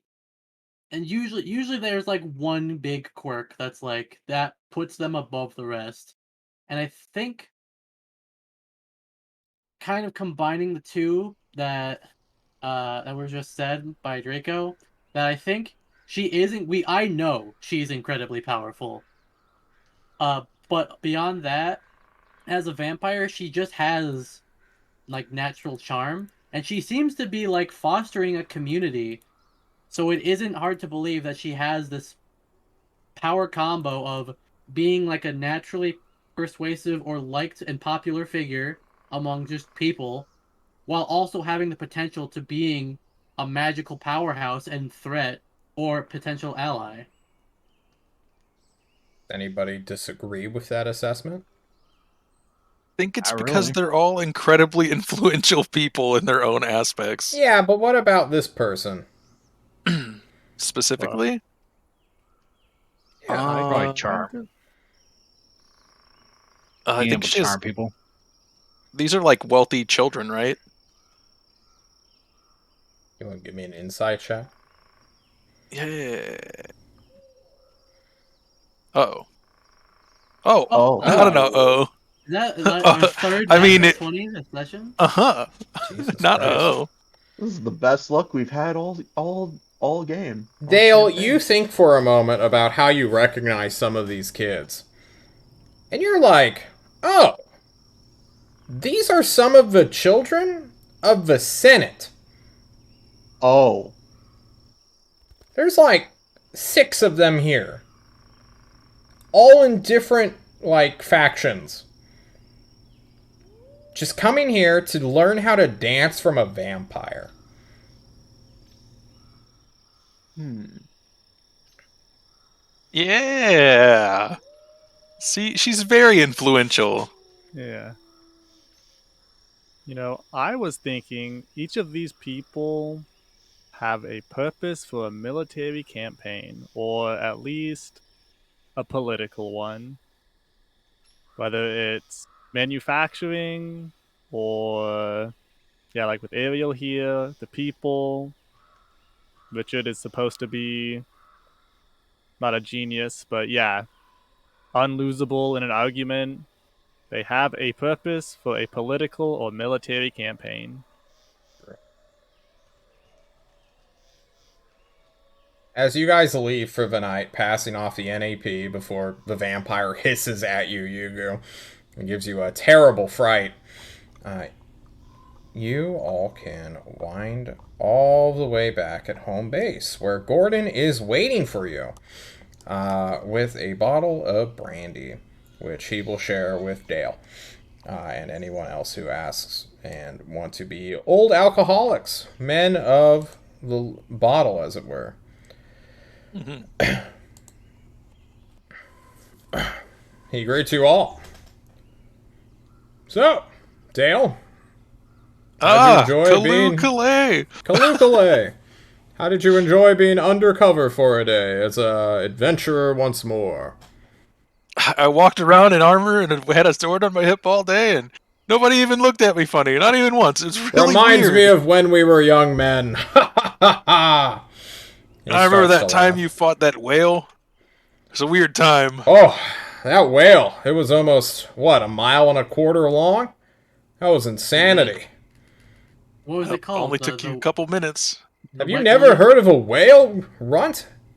No, like, I mean, usually when people hunt an enormous creature, at least in our continent, there is like a name to it. Like, Wait, you typically actually killed him?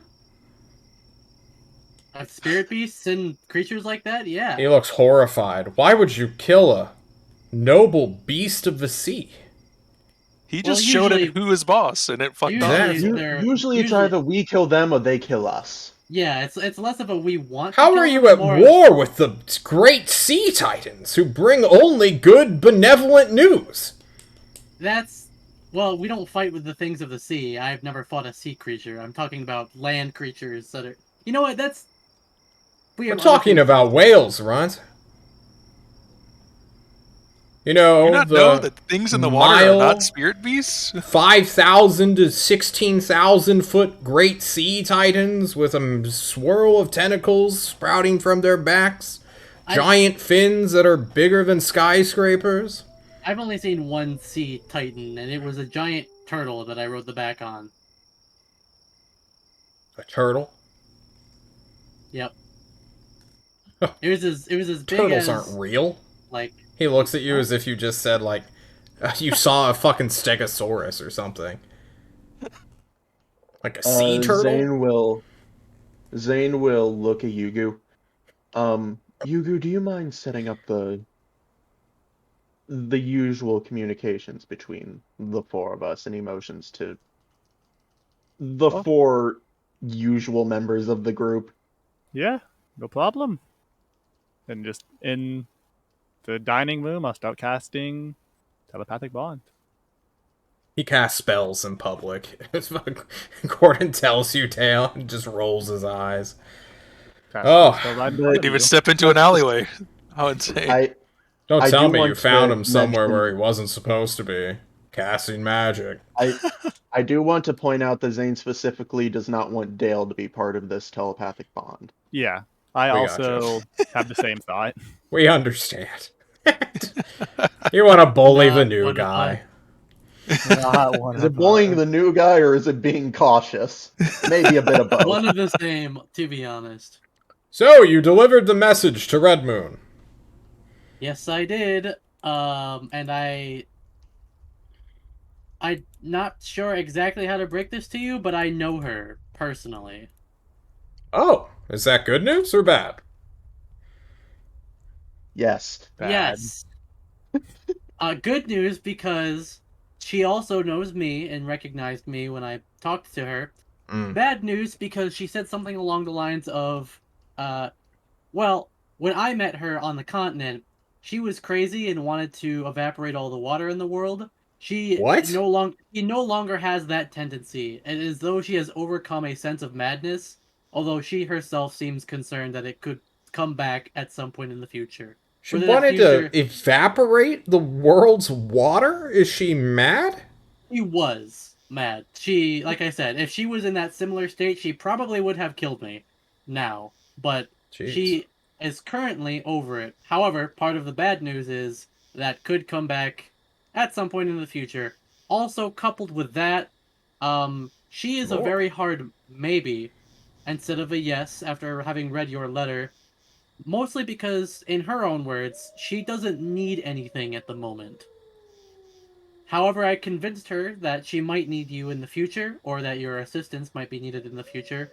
So she is definitely erred on the side of yes, of maybe. but definitely no hard commitment. Which is what brought up my idea of, if, within reason, she does not currently need anything, you or us could potentially sway that to potentially make her need something in the near future, if you understand me correctly.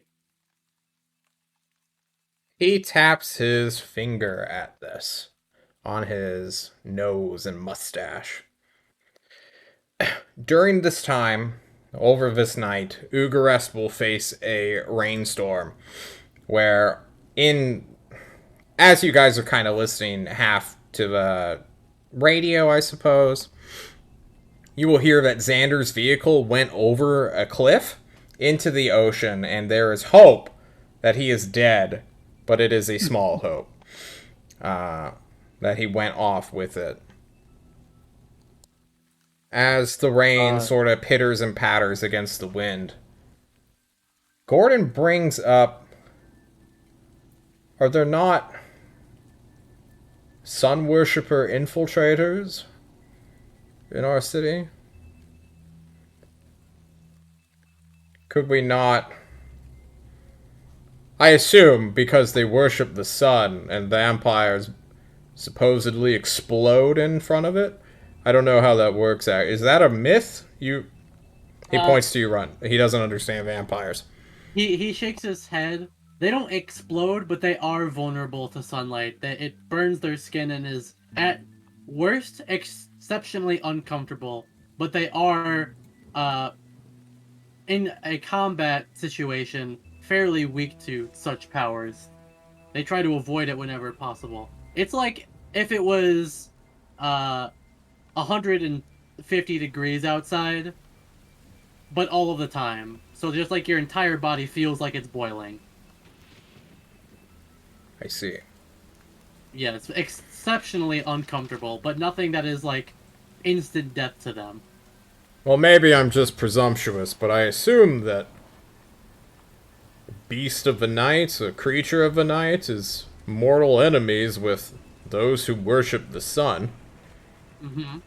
Could we not perhaps leak information about her to her enemies? Forcing her to join our side, if only for survival? That was one avenue I was considering. Although also the possibility of that would then be, we would have to then use force to stop them and provide said protection, which I assume you implied. He nods. Two Isn't she birds with one incredibly stone. powerful? Wouldn't she just kill all of them? Not if they have the power of sunlight. I used a simple light cantrip in front of her, and she hated it. I think she still does not like me. If they can harness the power of the actual sun, probably she will have to avoid them, like plague. On top of that,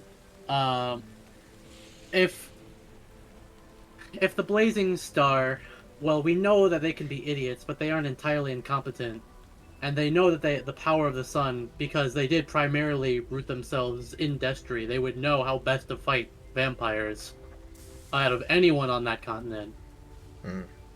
They would certainly go after her accomplices, or I suppose in this case her students, to try and draw her out into an disadvantageous situation. So they would go after those innocent students for dancing class first. And as we saw, they have those dancing classes partly during the day when Ariel would be most vulnerable.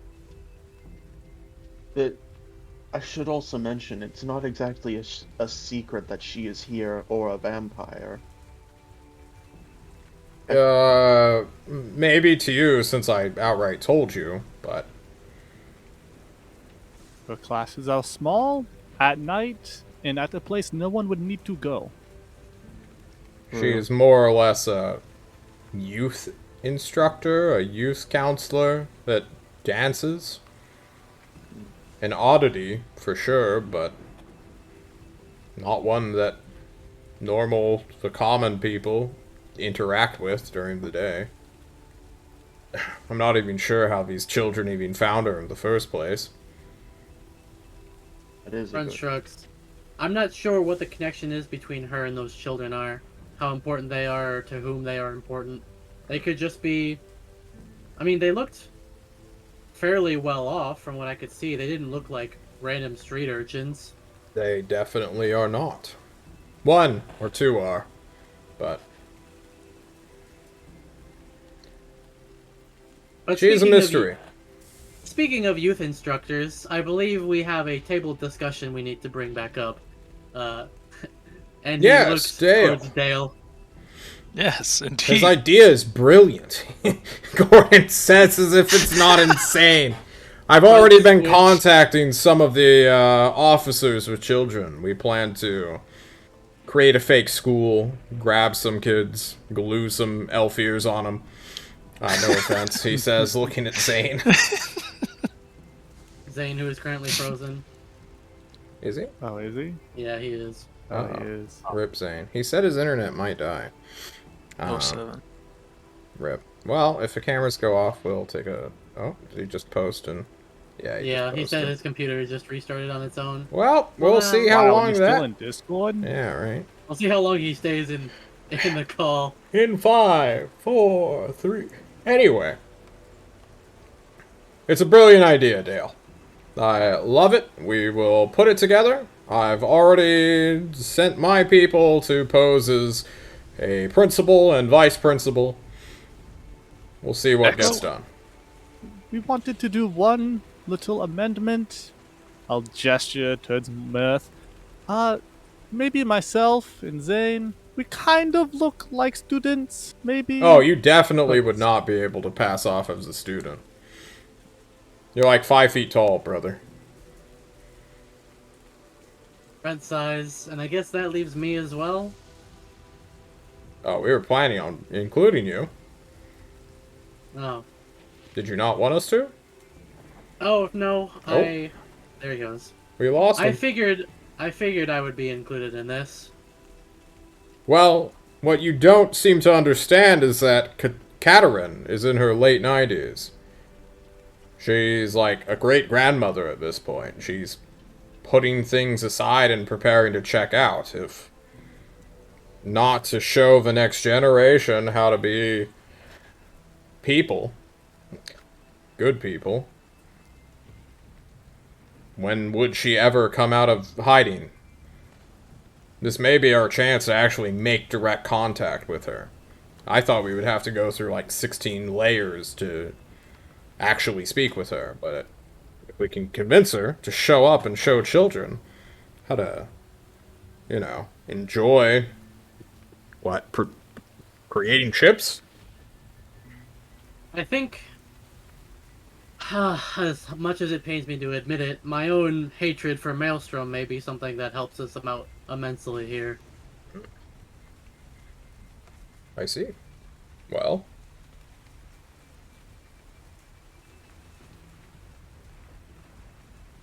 Whatever you decide the plan is, just let us know when you decide to schedule this field trip of yours. we're still in talks.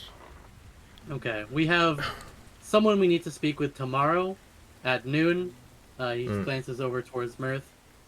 In the park. And Do you know a Dr. Misery? Dr. Dr. Misery? Dr. Misery. He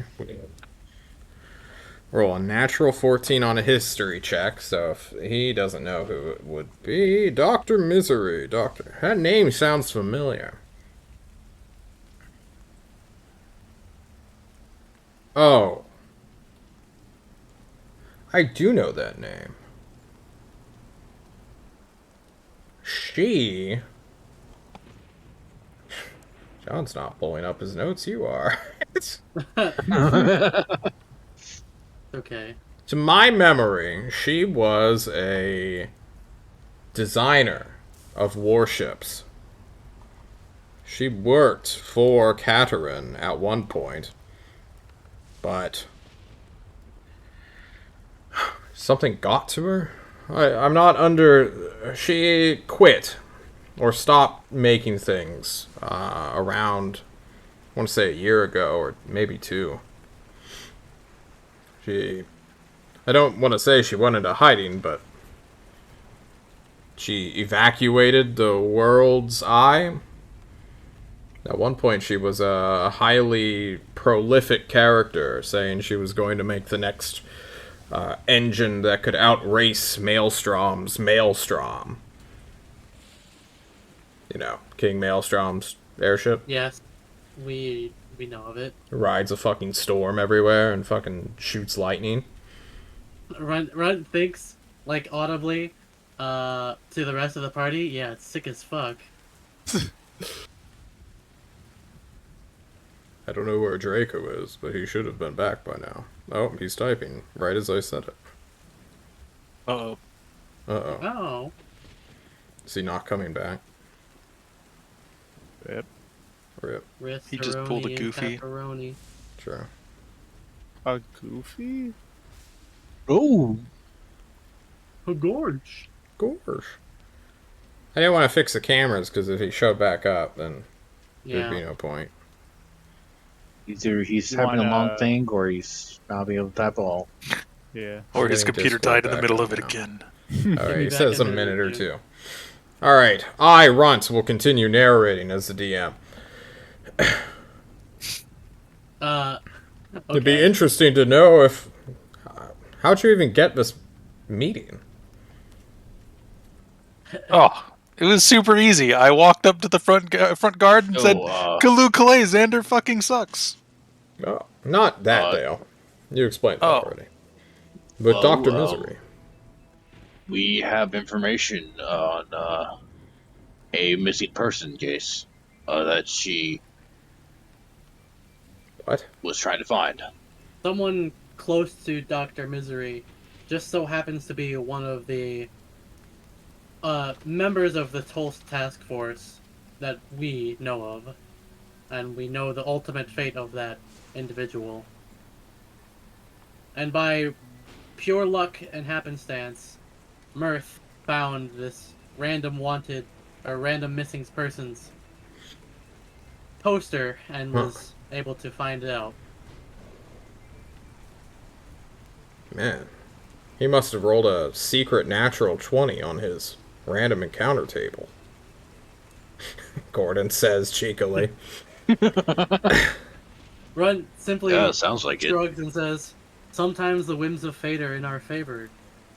I suppose. So, Dr. Misery. Then what? Who's next on your agenda here? We Well, still haven't heard honestly- back from... Bogar? Alan? Alan Bogar. Yeah.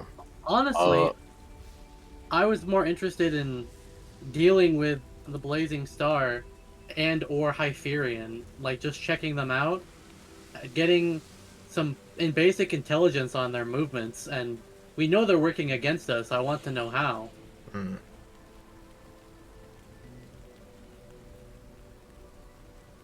I don't want to get stonewalled without having any reason as to how to recourse that. Oh, So worst case we- scenario, I can out talk Richard Fonte tomorrow.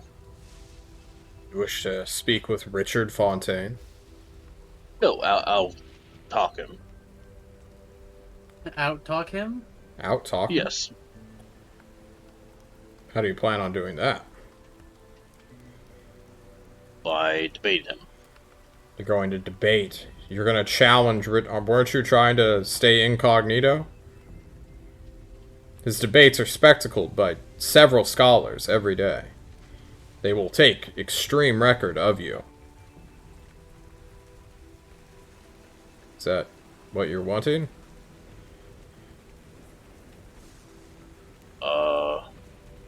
If that's okay with you, then yeah. I already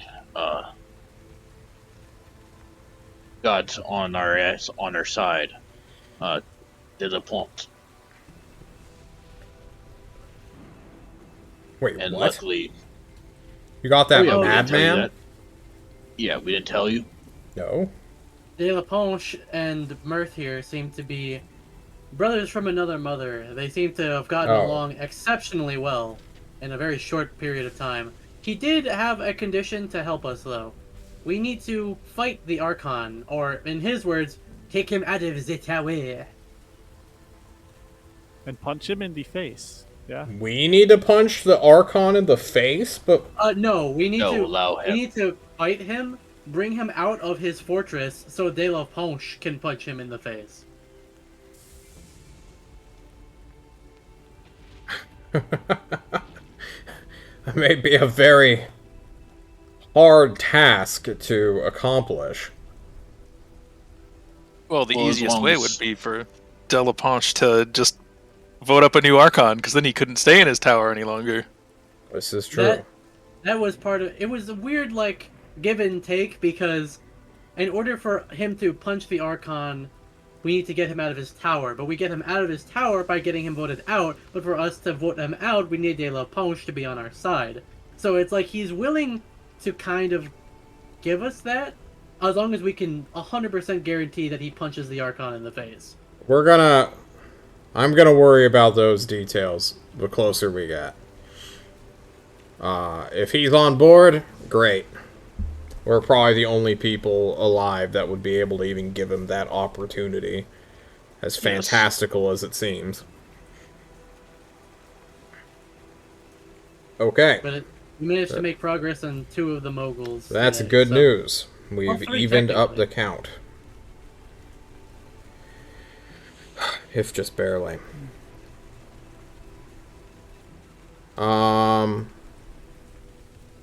If you find these Hyperions, well, how would we go about finding them? They're incognito like you are. Thank you, Rumble Roar. Get There in he here, is. nerd. I see your internet cut out right as you promised it would. Very Uh-oh. consistently inconsistent. There he is. But we could go after Miss Sharp. She seems to have well connections with the Hyperions. Probably they will contact her, like you have contacted us. They might. She is a weird one. She hates the Empire. She's Republic born. And if my... I want to assume that it is the Imperials that have come to intercede against you. Then maybe the opposite. We talk to Kilfala, or maybe not even talk to her. We find a way to read her notes, the secret messages. She, I believe, lives in the estates. It would be easy to find her abode. She has So what her about country's this? flag waving above the grounds. By her description, she does seem like a rather prideful and patriotic person. If only so many others could be. We would be risking to lose a lot, considering, well, if we are spotted or found out. Many watch her house, in general. Gizir, not so much. Aurelia, or not Aurelia, fuck. Ariel, excuse me. I don't know who Aurelia is. Ariel. Not so many people watch her. Arunt looks to Zane. Well, I have a way of sneaking around, and with the assistance of magic, I may be able to go even further undetected. Like you said, there's not a ton of magic here. There's being not. So being able to use some of our own to quite literally disappear, as well as my naturally stealthy capabilities, and a few other secrets I have up my sleeve, He nods. I may be able to get in fairly undetected and get out within about an hour or so if we need to find something that has been stashed within her abode. So, because I have been gone for like the past 10 minutes, who are we talking about? Kilfala. Kilfala. Okay. Lady who hates Hyperia. Well, I had sort of a last-ditch effort plan involving her, which I wanted to go over through in telepathy. Okay. Well, telepathically go away, or I'll cover my ears if it makes you feel any better. Come on, Dale, let's get some drinks. It's okay. We'll go talk about that whale tail. The whale tail. Fucking giant turtles, my ass. Yeah, fucking. Doesn't he know turtles My- don't exist? It's My just an last old wives' tale. Okay, I'm sorry. my last-ditch idea was that if push comes to shove, we could inform Kilfala of the deal that Hyperion has made to the War Master, and that if she were to join our cause and we are successful, then that would spit in the face of Hyperion's deal, would make it fail. But she gains nothing from that. Yeah, the Except potential issue knowing with that they poten- failed. the potential issue also is that depending on how she may take it, she may see that as she may end up hating the War Master and wanting to side with the Archon more, because even though the Archon is freely accepting help from Hyperion, if Kilfala learns that the War Master even considered also working with Hyperion, she may simply, I suppose, abstain or not want to work with us, which is definitely not a I direction we know, want to but take. that's why I said it was a last-ditch effort. On the converse side of that, though, if we spin it in such a way and have the narrative be that Hyperion is attempting to honey their words or wiggle their way into the mind of the War Master, who is already against them, and make it seem as though the War Master has taken a stance against Hyperion, then convincing her that if Kilfala sides with the War Master, that she could more advertly oppose Hyperion, then that may work as well. So it isn't a so much of a last ditch effort as it is we need to approach it carefully and cautiously.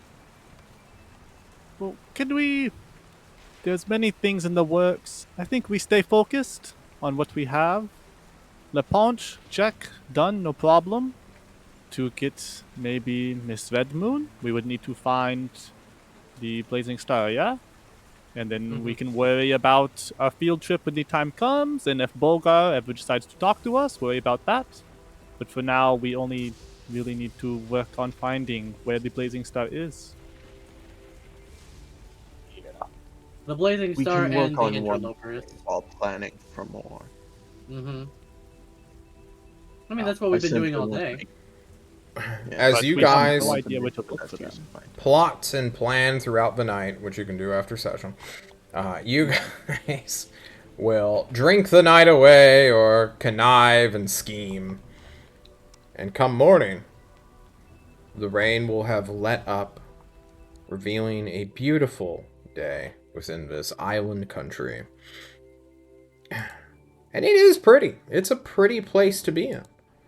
All the architecture is now nice and clean. Everyone's enjoying well, especially, well, not you guys, actually. You guys live on this, like, weird grassy hill. But in the town, people are celebrating because no one has seen Xander in 8 hours. There have been no Xander sightings. He has not resurfaced. There is hope that he is trapped within the bottom of bottom of the ocean in his vehicle that careened off the side of a cliff. It's a good day. Kalu Kalay. Kalu Kalay. Well, what is on the agenda as it becomes the 11th? Really? I don't have that much planned for today, outside of meeting with Dr. Disrespect and searching out for the You can't say that on Twitch. searching for Dr. Misery and also for the Blazing Star. Okay. Yes. Okay. So I know what were these guys? Duplon and Duncan, is that right? The two important Chaplain dudes? Duplain and I don't remember, but Duncan was the name of the other one. Yeah, well, do we think they're here? Because I could just No idea. like yeah, no No idea. idea. I was thinking with the moguls, I could just write notes that only they could read and leave them in the town. And maybe, I mean, if they're here, they probably aren't just walking through the city. I need their names so I can give them secret messages, though. I think that's part of why I want to know which, like, who from the Blazing Star is here, because they have to have sent like an officer. Definitely, like obviously, like the Solaire isn't here, right? Because that would I be mean, I think we would know if the Soleil was Yeah. here. Yeah, But everyone you would be know. like, "Oh shit!" Yeah. A literal angel. What the fuck? Yeah. So let me introduce to you guys some general. In the Xanathar's Guide, they call it carousing, where we spend some time and just go and search and do an activity that we kind of generalize by dice rolls. We don't have to take every session day by day, hour by hour. We can let time kind of lapse.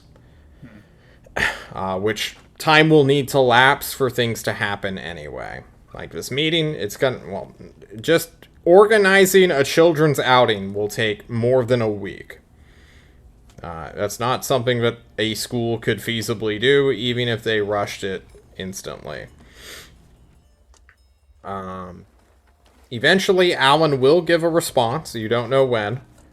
But he is in consultation and has probably been since you sent him a letter to introduce yourselves. Just getting your foot in the door may take time for some people who live busy lives, and you are being, like, counter-intelligenced against. Yeah, we're also. This is like day 3 This is of day us 3. being here. We managed to recruit someone already on day 2. Yeah. By all accounts, that is a pretty big success, even We if it was recruited- technically the easiest We one. got like Yeah. 2 yeses and like 2 maybes. Who's the second yes? Well, it hasn't happened yet, gonna- but I feel like once we get like the children's thing going, I feel like that's gonna be, unless we fuck that up super hard, we should almost certainly make that out to be a yes. Okay. I agree, So- by the way. so But I- Everyone's Wait, eyes look left and right, not sure if this is the Right, case at all. Like, I'm not. I don't want to count chickens before they hatch, but I feel pretty strongly that one's going to end up in a yes, which would leave us with 2 yeses and 2 maybes, with one of those maybes basically being a yes, conditionally. Well, if you guys want to spend time to research people, to do legwork, and just figure out where people are located, to understand your marks is going to be incredibly important going forward. Mirth, you have a meeting with Dr. Misery. I don't know if you Yes. want to take a gang of 5 people with you to do that. I'm expecting to just take rent. You're just going to take one? Because I'm false the about only that. other task member who knew who Aurelia was. How are you going to get there? Are you sneaking, or what's the plan? have Dale drive you. Dale. Dale is going to be your fastest mode of transportation. Until he is discovered to be part of this plot as well. In which Yes. case, he will probably be your most obvious but still fastest form of transportation. Unless Sanders survived. And hopefully we won't see him again. But Oh yeah, can we ask Gordon real quick to get us like a nondescript, like one of those black vehicles that's like a van that we can just drive Black in? That's like, minivan. yeah. So like, no, a you know, regular van, not a mini. You know, I have this... Well, it's not...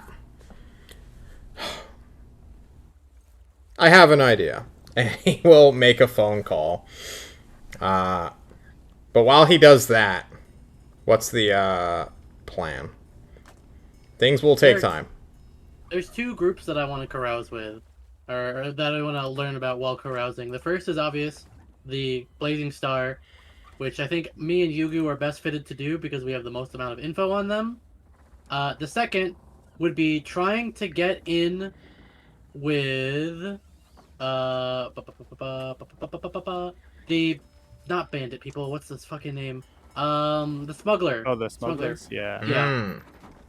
Yes. Being a literal thief and an urchin of Maelstrom and someone who is familiar with urban living, I want to try and get my foot in the door with just that guild in general. I don't need to like go all the way up to the top to the first smuggler, but just getting my foot in the door while all this is happening. Like those are my two choices, which I haven't decided on yet, but I'll choose one of them.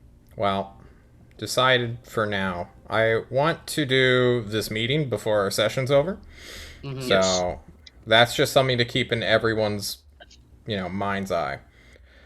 Yes. So Mirth and Runt are definitely going. What about you, Dale, Yugu, and Zane? I'm gonna do the notes thing, but I can't go far. So in this military quarter, I'm just gonna invite Counselor Duncan. We have information of a vampire on this island, and just rip them out of my book and leave them, I don't know, every couple blocks. Okay. Do you want to have people do that? I have to write them. No, I mean like deliver them to like random places. Yeah, Like, if I can get like, people if to get them is- all over the entire island, I'd be really happy for that. Okay. I mean, you do have a military who can do. They can't act openly, but if you're like, hey, Mr. Courier, go leave this on the street corner, see? I have a secret message. You can't decipher it. Leave it anywhere. True. You see this Having piece of a paper? Just throw it around different places. indecipherable message is the greatest way to get anyone of like, hey guys, there's this fucking cipher here. That will gain people's attention for sure. Go ahead and try. Are you sure it's Duncan you want to send these messages to? Yeah, I think I'll do Duncan, you Duplan wanna the do next some- day if we have Duncan time. and Duplain. Okay. Dale, are you gonna go with Mirth and Runt? Yeah, I'll drop them off. I'll drop the kids off at the playground. It's fine. Okay. Thanks, All right, Dad. kids, you have a fun time. That's your name now. That's how I'm gonna remember you. You're gonna be You need- Dad. Dad. Do you need me to Dad. bless you boys so you can have a good time? I mean, you're older. You're obviously graying. Your hair's probably going to fall out soon.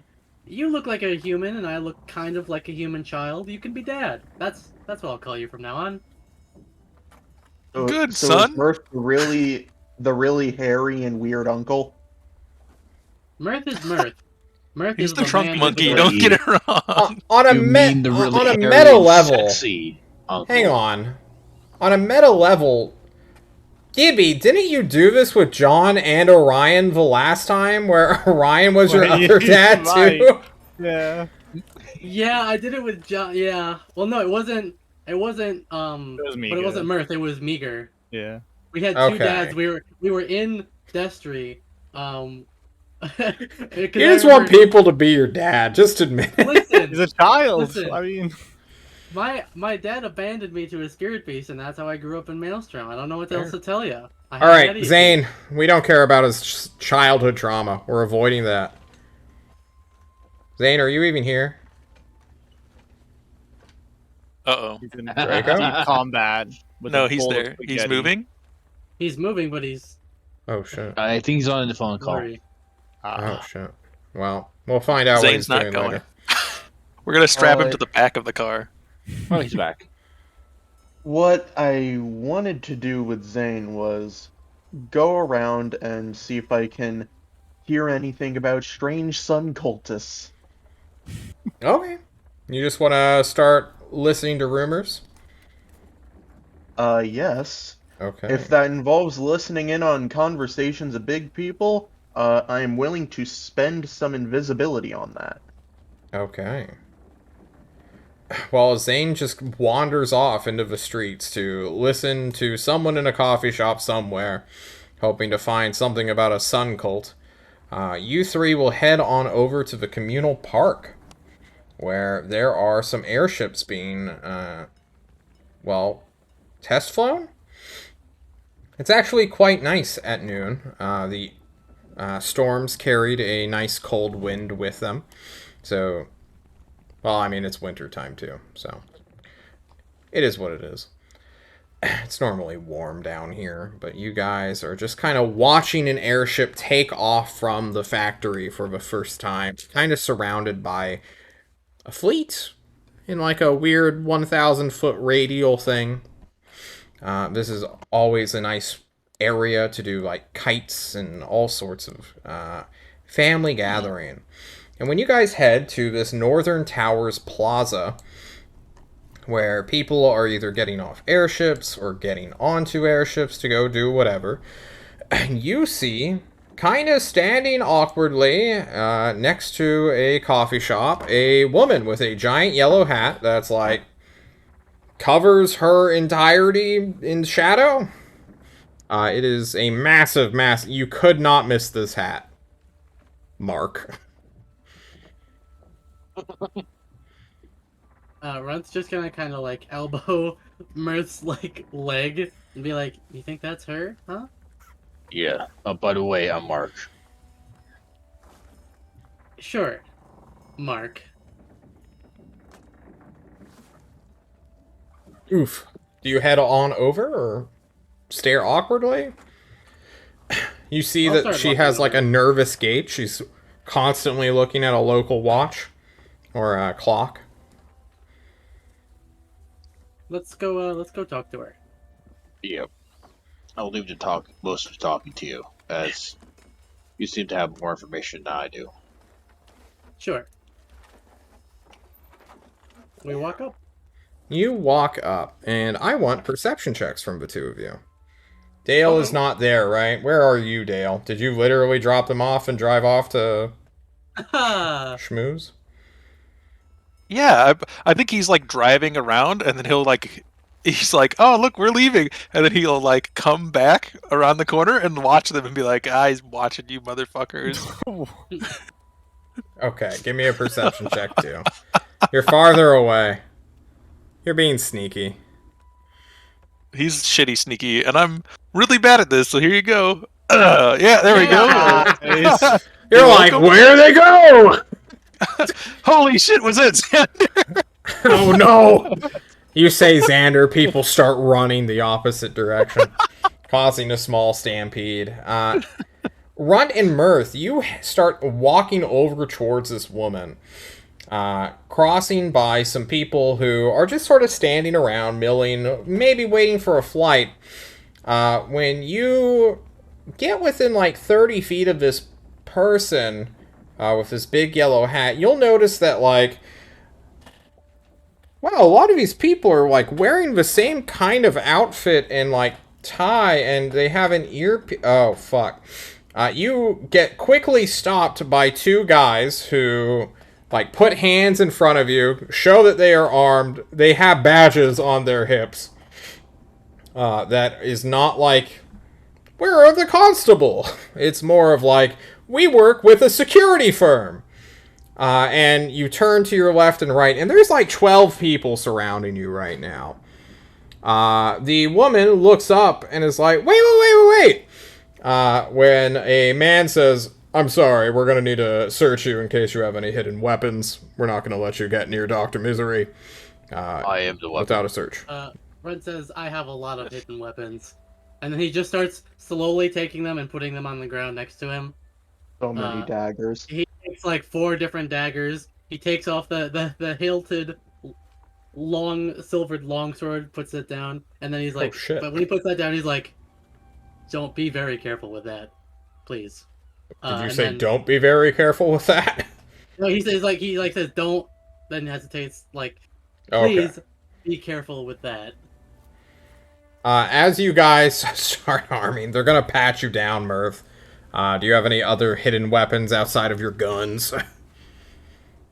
I did put down a sheath dagger, but that's it. Okay, they'll take your dagger and escort you inside the airship terminal where there is like a cafe, kind of. Not really, it's pretty empty right now. Dr. Misery will take a seat, hand her hat to someone, stare at them kind of awkwardly. And these guys will kind of follow you inside to this clandestine meeting. You feel for a moment as if you're, like, actually going to talk to a supervillain. Ah, I see. Let me put on some interrogation music. Uh-oh.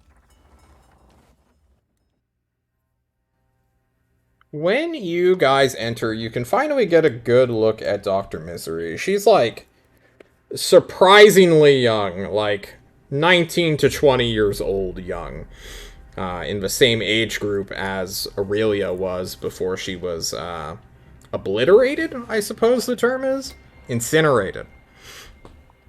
When you guys sort of sit down at a table, one of the people working at the cafe will kind of be whistled at, and then just like eyeball the 12 uniform dudes and be like, have fun, and just abandon the station. You will not be having beverages here as they get intimidated away. Dr. Misery is wearing a very nice sundress with a big hat that she kind of hands to one of the bodyguards, who just yoinks it and takes like 10 feet back, just space where he could still interpose you if you were to try something. And after Give me a drink, moment, would you? he just stares at you, wearing sunglasses indoors. Giga Chad. You'll excuse them. They're here to protect me. Oh, of course. My name's Dr. Misery. I'm sure you saw that. Yes. Indeed. What do you know about Aurelia?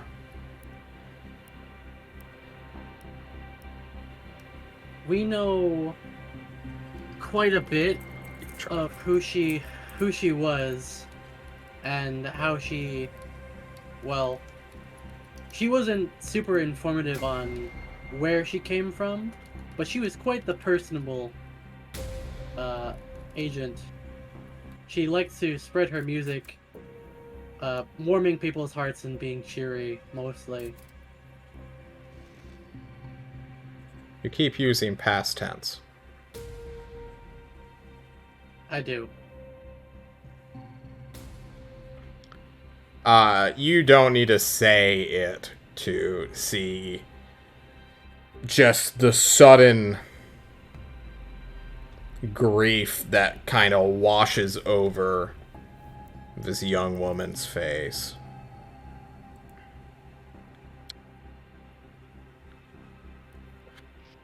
She looks like she's an inch away from just crying outright, but is holding it in. Okay. Why?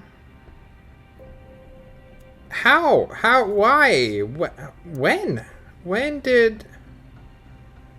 Out of character, but in game, this was like actually like 7 or 8 months ago, right? Or was it longer? I think 8 is calendar more year. accurate. It was the beginning of... No, the... near to the end of spring. So yeah, like 8 or 9 months. Okay, yeah.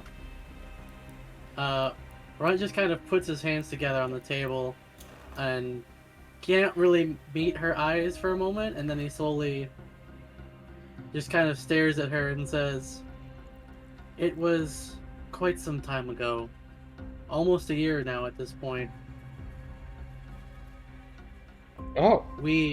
As I said, she didn't mention much about her past, or even if she had a next of kin. So you can imagine my surprise coming to Ugarest and seeing anyone else who knew about her. Yeah, she was a friend of mine.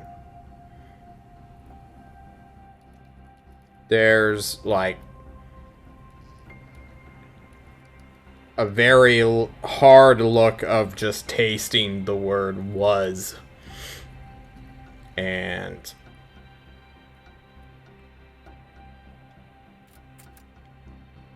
she lets out a sigh.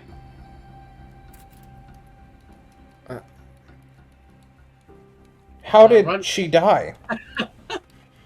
Runt will put a hand for as he leans forward, like sympathetically towards her, and he'll just kind of say, "She had a lot of friends,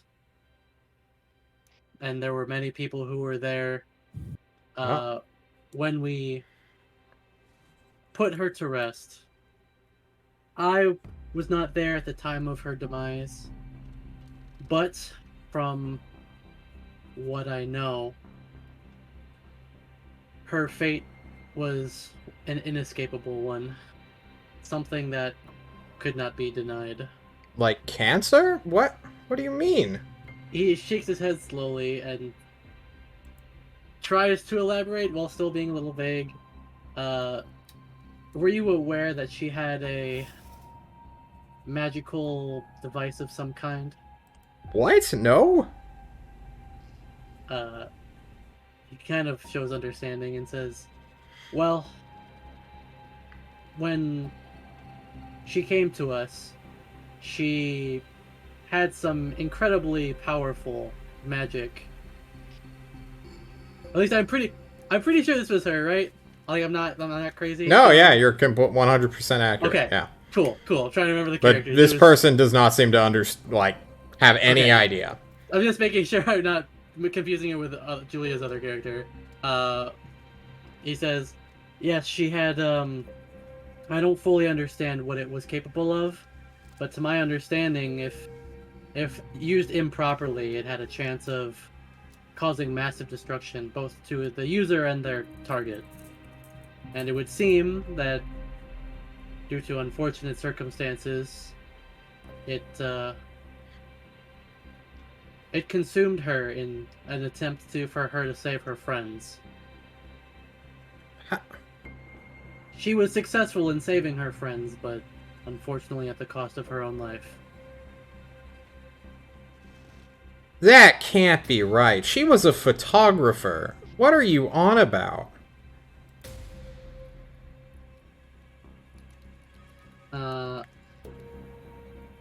He kind of nods his head sideways, like, I mean, I get it. She was from the continent and there's magic. But you're describing, like, power that's so rare. Like, in me. What? Like a magical bomb? he shrugs. That's how some people saw it as. And again, to my knowledge, it wasn't something that she could easily get rid of, and was something that she could try to channel for greater purposes.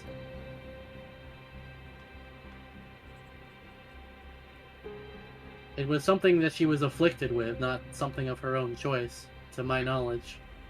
See. She just disappeared one day. Like, without a trace. So, I assume she just left, but all of her stuff was there, and... Runt slowly nods, saying, "We've had several cases of people appearing all over the place on the continent. Magical portals whisking those who, without their consent, disappear into another place entirely. It seems Aurelia was one such person." But in Ugarest? We don't have magical portals. To my knowledge, things like that happen outside of the continent's control. It's not... A magical being can appear and reappear wherever they would like if they are truly powerful enough. if something wanted to take Aurelia for whatever nefarious purpose it had intended, it could likely do so. I'm sorry. Also, times are changing. There's more magic in Uterus than ever before. That's what Sylvester keeps saying. She looks to the guard, or bodyguard, not just guard, and asks for him to get her tissues. And during this time, she will sort of produce a note and start to absent-mindedly write on it, just like scrap paper. And she's kind of doing this stealthily. In fact, I'm even going to roll a sleight of hand check for her. Okay. During this time, she will, I guess, grill you for information. Continuously sending off the main guard that hovers around 10 feet away from her to do some sort of minuscule task, including making her a drink at one point, and ask if you guys want anything. Mirth looks back at him being yes. like, can I get that drink now? I'll stare daggers at this person as they make my drink. How much do you want to let on about what Aurelia, or who Aurelia really was? So, I'm going to tell her, basically, that Aurelia had popped up on... I'm going to tell you what I'm not going to say. I'm not going to mention Tolst, specifically. I'm going to say that we were a magical security detail for a local ruler that is inland on the continent. And that's basically the most descriptive I'm going to get about it. Okay. And then I'm also going to mention that Aurelia was was constantly set out to do tasks for the local ruler in his benefit. And that's like, in like the most vague terms possible, describe what a task force member would do for the Tyrant without I need giving any details. Both of you to give me charisma checks, or if you have insight, add proficiency to it. If you are proficient with insight. Unfortunately. So I will just do a flat charisma. Okay. I am proficient with insight. Add your proficiency bonus to a charisma roll. Which I think is just plus 3 right now. Yeah. One more level. So 19. Yikes. Mirth.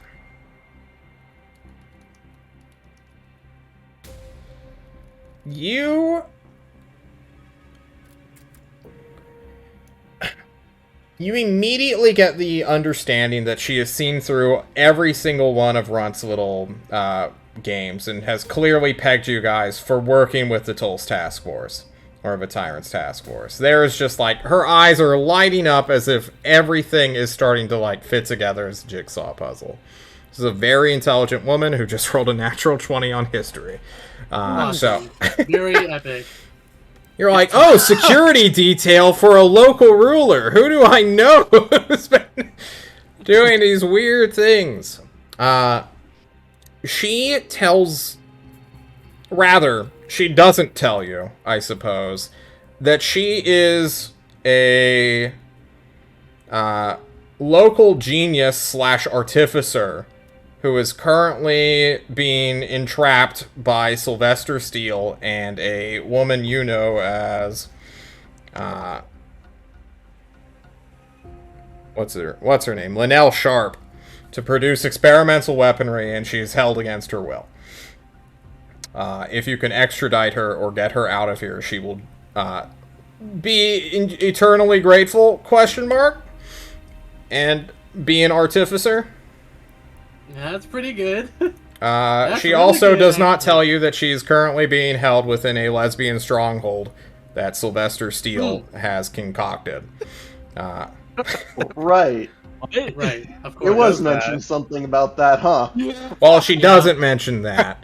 But definitely doesn't. she does not mention that at all. as she talks about her day-to-day looking for Aurelia, going to literally any means of searching for a wild tiefling that showed up in Ugarest, where she thought something sussy went down, because no one just disappears in an island country when you are so visible. This got her into a place she does not want to be anymore, and can't, because she is now making magical weapons in a, as you said, increasingly magical world.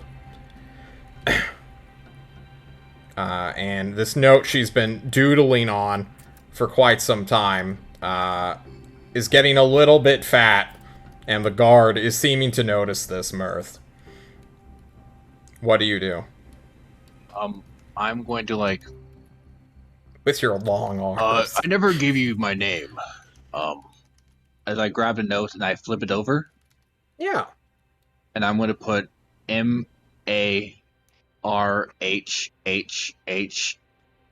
MARHHHCK. Mark?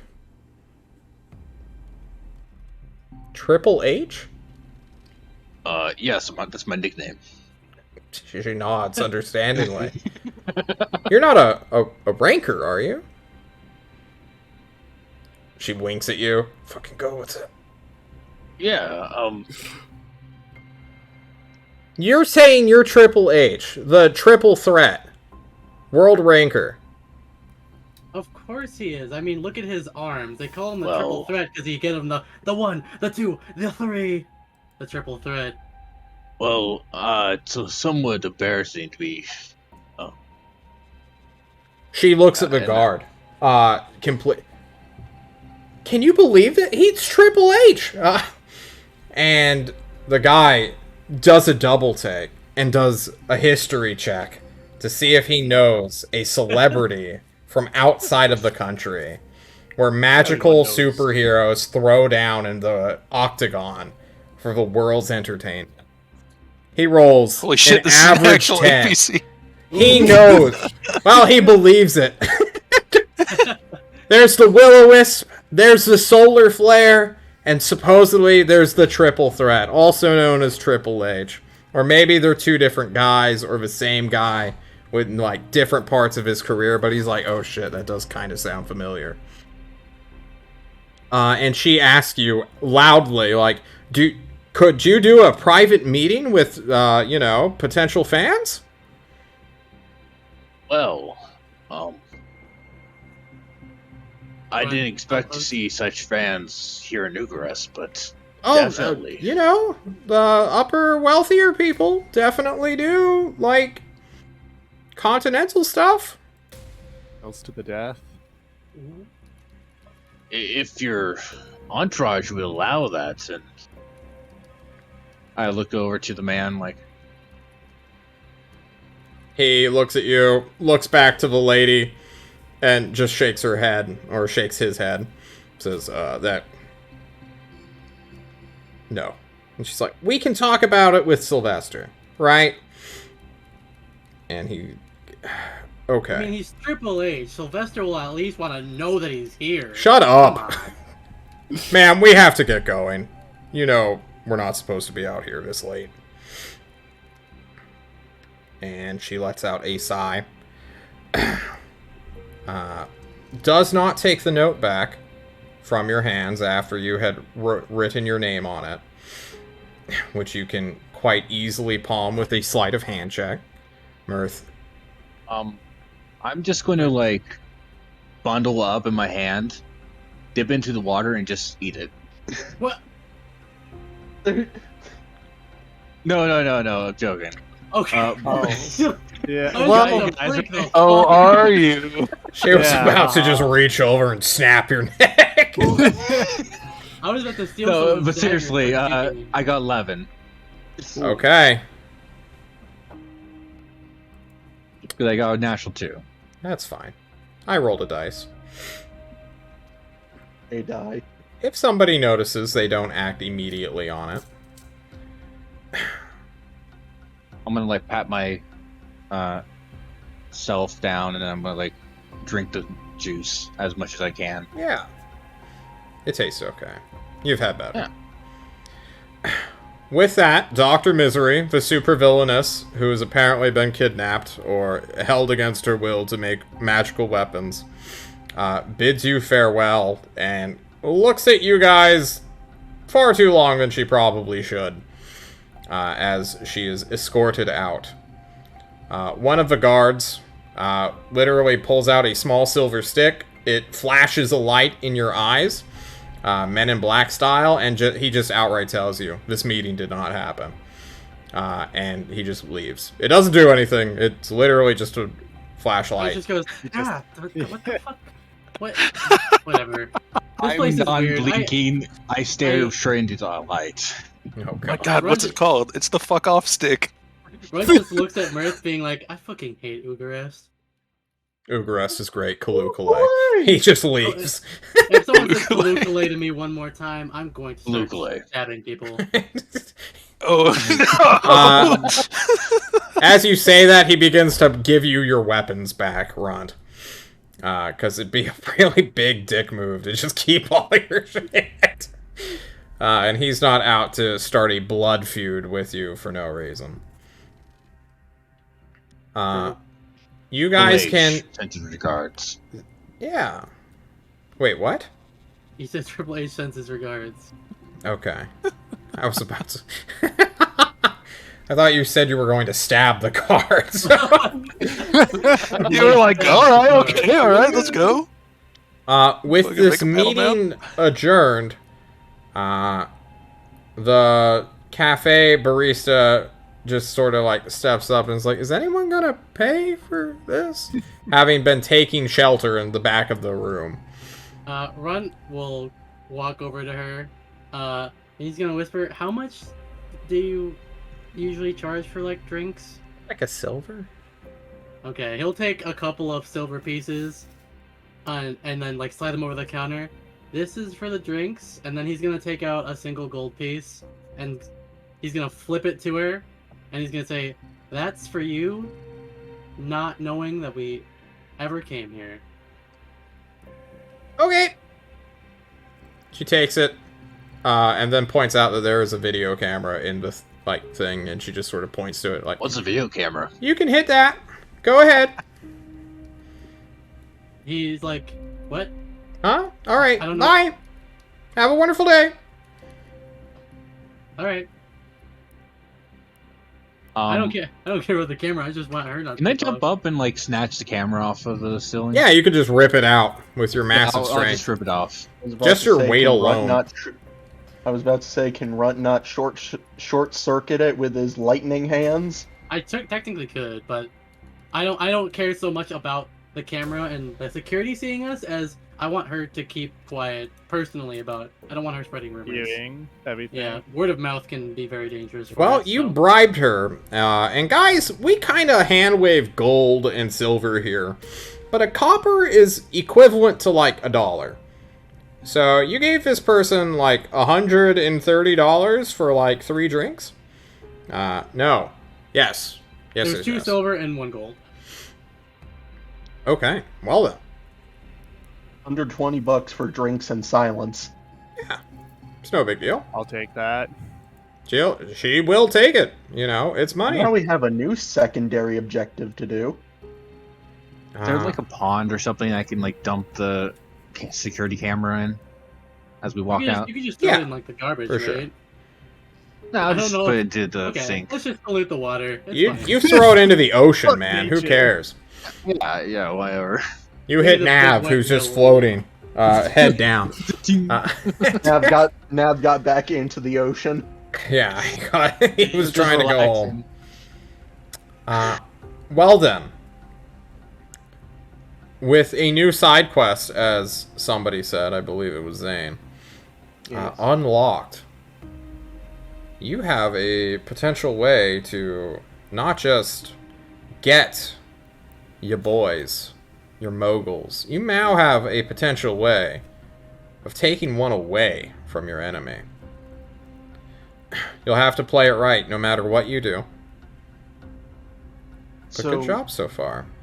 Net gain So of plus she's 2, not a potentially. mogul, but she's a resource to the moguls on the Right, Archon Sylvester- side. Sylvester is what Steele matters. is the Sylvester Steele is who she's working for, who is a mogul, and she's an artificer who are very rare in John's world because, as we all know, John hates artificers. So It's when true. one appears, they're super fucking important, no matter how strong they are. The And only other one was Arvo. yeah, The fact that this person is an artificer, a confirmed one, or at least a self-proclaimed one, and people are like thinking Alan Bogar is the next cool thing. they're horribly underestimating her, which works immensely in our favor. True. Well, I think I've Yeah. left you with enough intrigue for tonight. I can't wait to see what plan you have come up with to concoct it.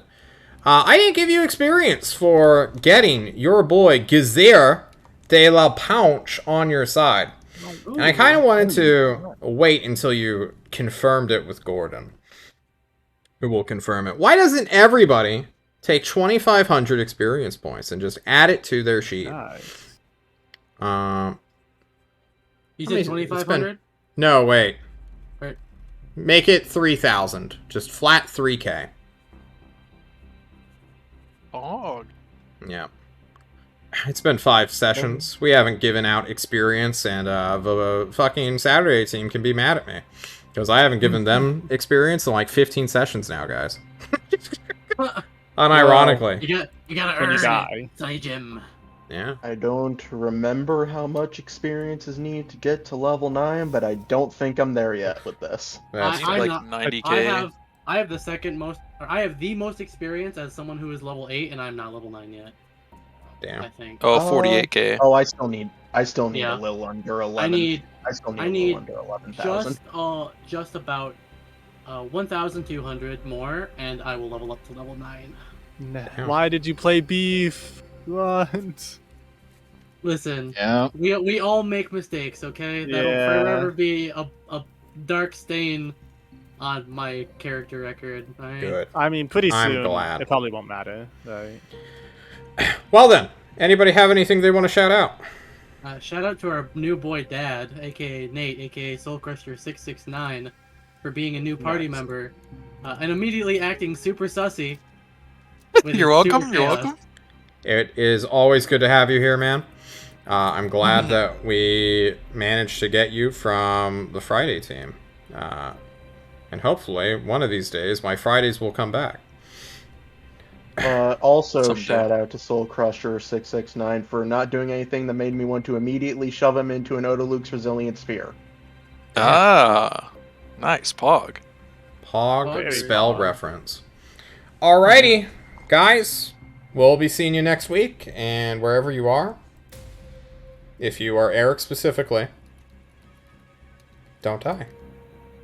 Because I'm going to kill you myself, motherfucker. Okay. Stranger in my nightmare. Ba-da-ba, ba-da-ba-ba-ba. Ba-da